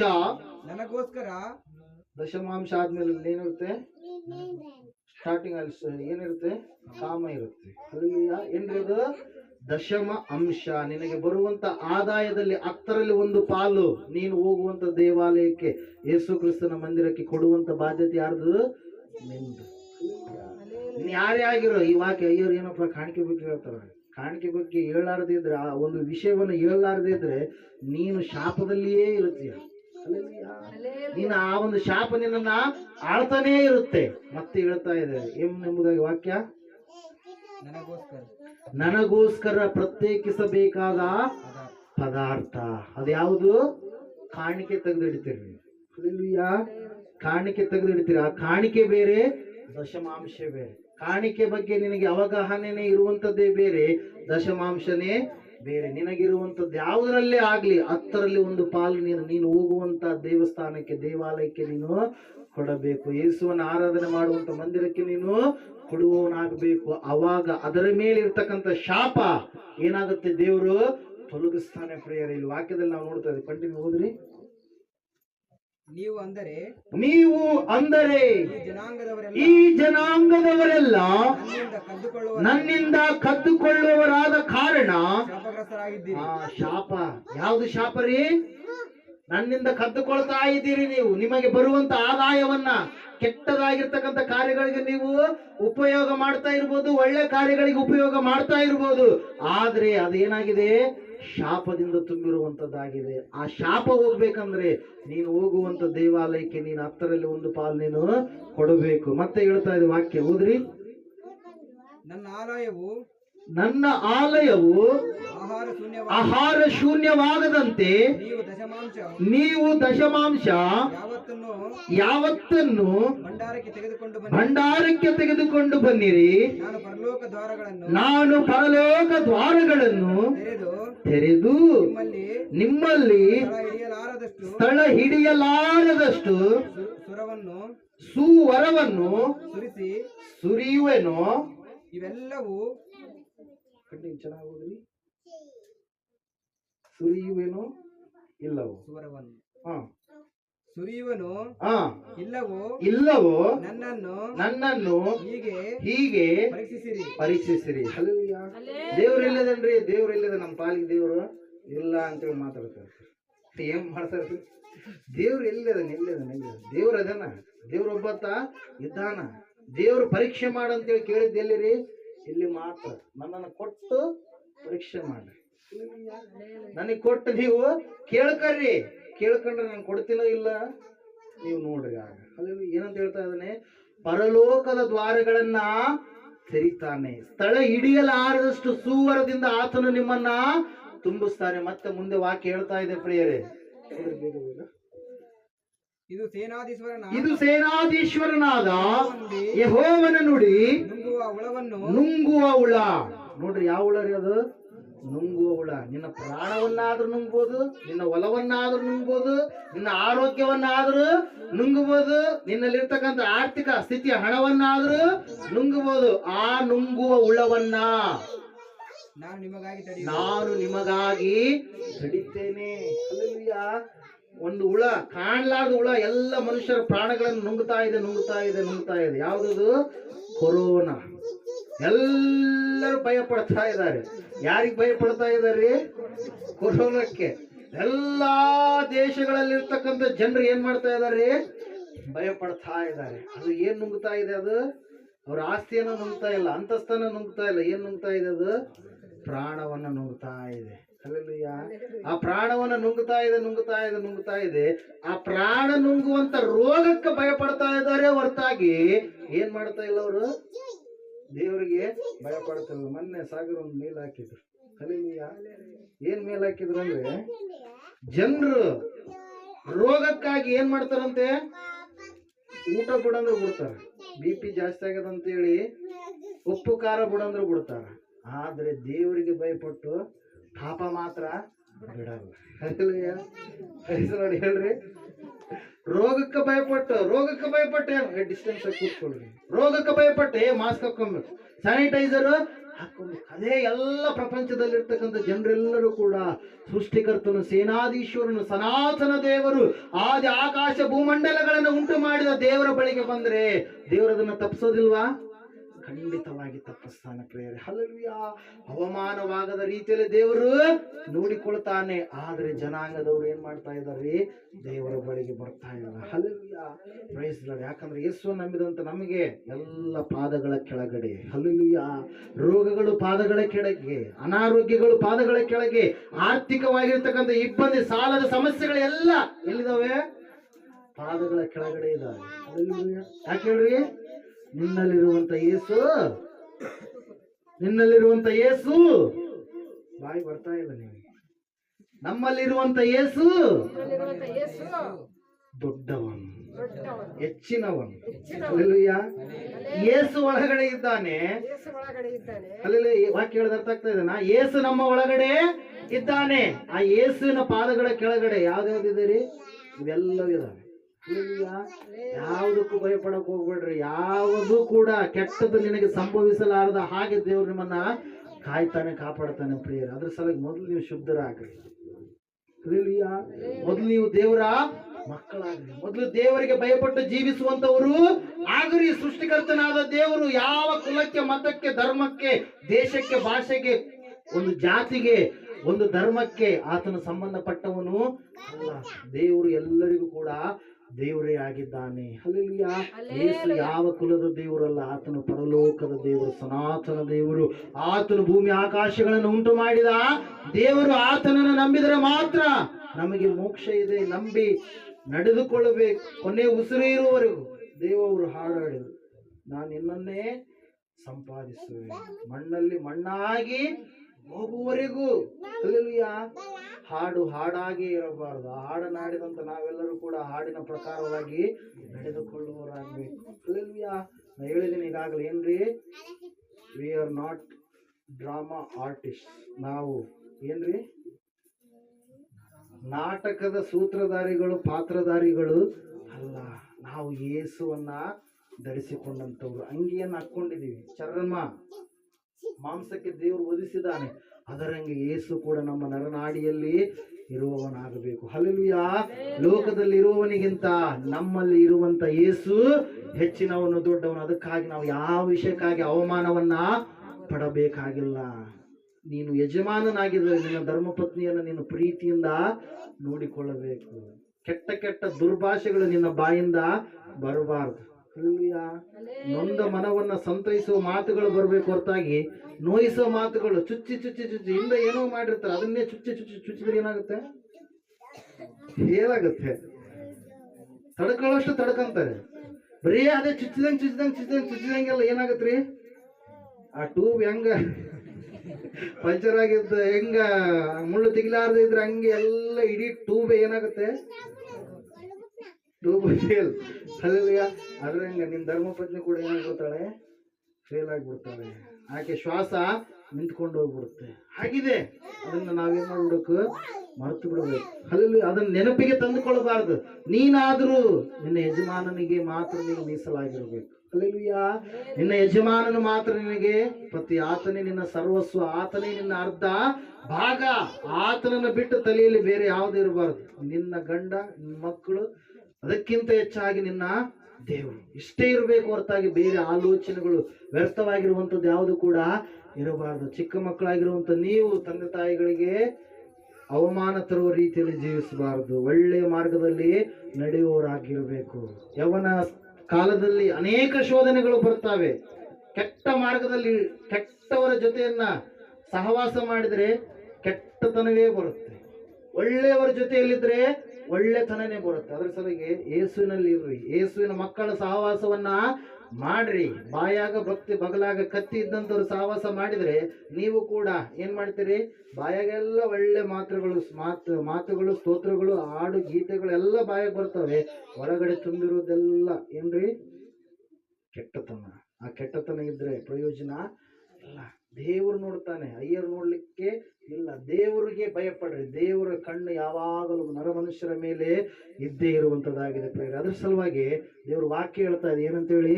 ನಿನಗೆ ಅವಮಾನ ಆಗುವುದಿಲ್ಲ. ಹಲ್ಲೆಲೂಯಾ. ಇಸಾಕನಿಗೆ ಆಗಲಿಲ್ಲ, ವ್ಯಭಿಚಾರಿಣಿ ಸ್ತ್ರೀಗೂ ಕೂಡ ಆಗಲಿಲ್ಲ. ಇನ್ನು ಕೆಲವು 3 ಅಂಶಗಳಿದಾವೆ. ಮುಂದಿನ ವಾರ ಆ ವಾಕ್ಯಗಳನ್ನು ನಾವು ಧ್ಯಾನ ಮಾಡೋಣ. ಈ ಸಮಯದಲ್ಲಿ ನಾವೆಲ್ಲರೂ ಕೂಡ ಎದ್ದು ನಿಂತ್ಕೊಳ್ಳೋಣ. ಯಾರು ಕೂಡ ಕೂತ್ಕೊಳ್ಳೋದು ಬೇಡ, ಎಲ್ಲರೂ ಕೂಡ ಎದ್ದು ನಿಂತ್ಕೊಳ್ಳೋಣ. ದೂರ ಸ್ವಲ್ಪ ಡಿಸ್ಟೆನ್ಸ್ ಮೇಂಟೈನ್ ಮಾಡ್ರಿ. ನಾವು ಪ್ರಾರ್ಥನೆ ಮಾಡ್ಲಿಕ್ಕೆ ಹೋಗ್ತಾ ಇದ್ದೇವೆ. ಈ ಸಮಯದಲ್ಲಿ ಸತ್ಯವೇದ ಹೇಳ್ತಾ ಇದೆ, ಹೆದರಬೇಡ, ಭಯಪಡಬೇಡ, ನಿನಗೆ ಅವಮಾನ ಆಗುವುದಿಲ್ಲ ಎಂಬುದಾಗಿ. ಯಾವ ವಿಷಯಕ್ಕಾಗಿ ನೀನು ಭಯಪಡ್ತಾ ಇದ್ದೀಯಾ?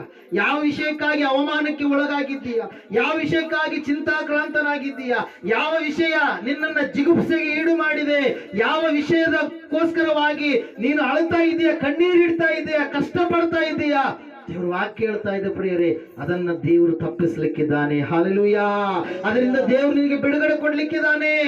ಆದ್ರೆ ನೀನು ಒಂದು ಕಾರ್ಯ ಮಾಡಬೇಕು, ದೇವರನ್ನ ಹೊಂದಿಕೊಳ್ಳುವವನಾಗಬೇಕು, ದೇವರನ್ನ ಧರಿಸಿಕೊಂಡವನಾಗಬೇಕು, ದೇವರಲ್ಲಿ ಇರುವವನಾಗಬೇಕು. ನೀನು ಯಾವ ರೀತಿಯಾಗಿದೆ, ನಿನ್ನ ಭಕ್ತಿಯ ಜೀವಿತ ಯಾವ ರೀತಿಯಾಗಿದೆ, ಒಂದು ಸಾರಿ ಪರೀಕ್ಷೆ ಮಾಡಕು ಸಹೋದರ ಸಹೋದರಿಯೇ.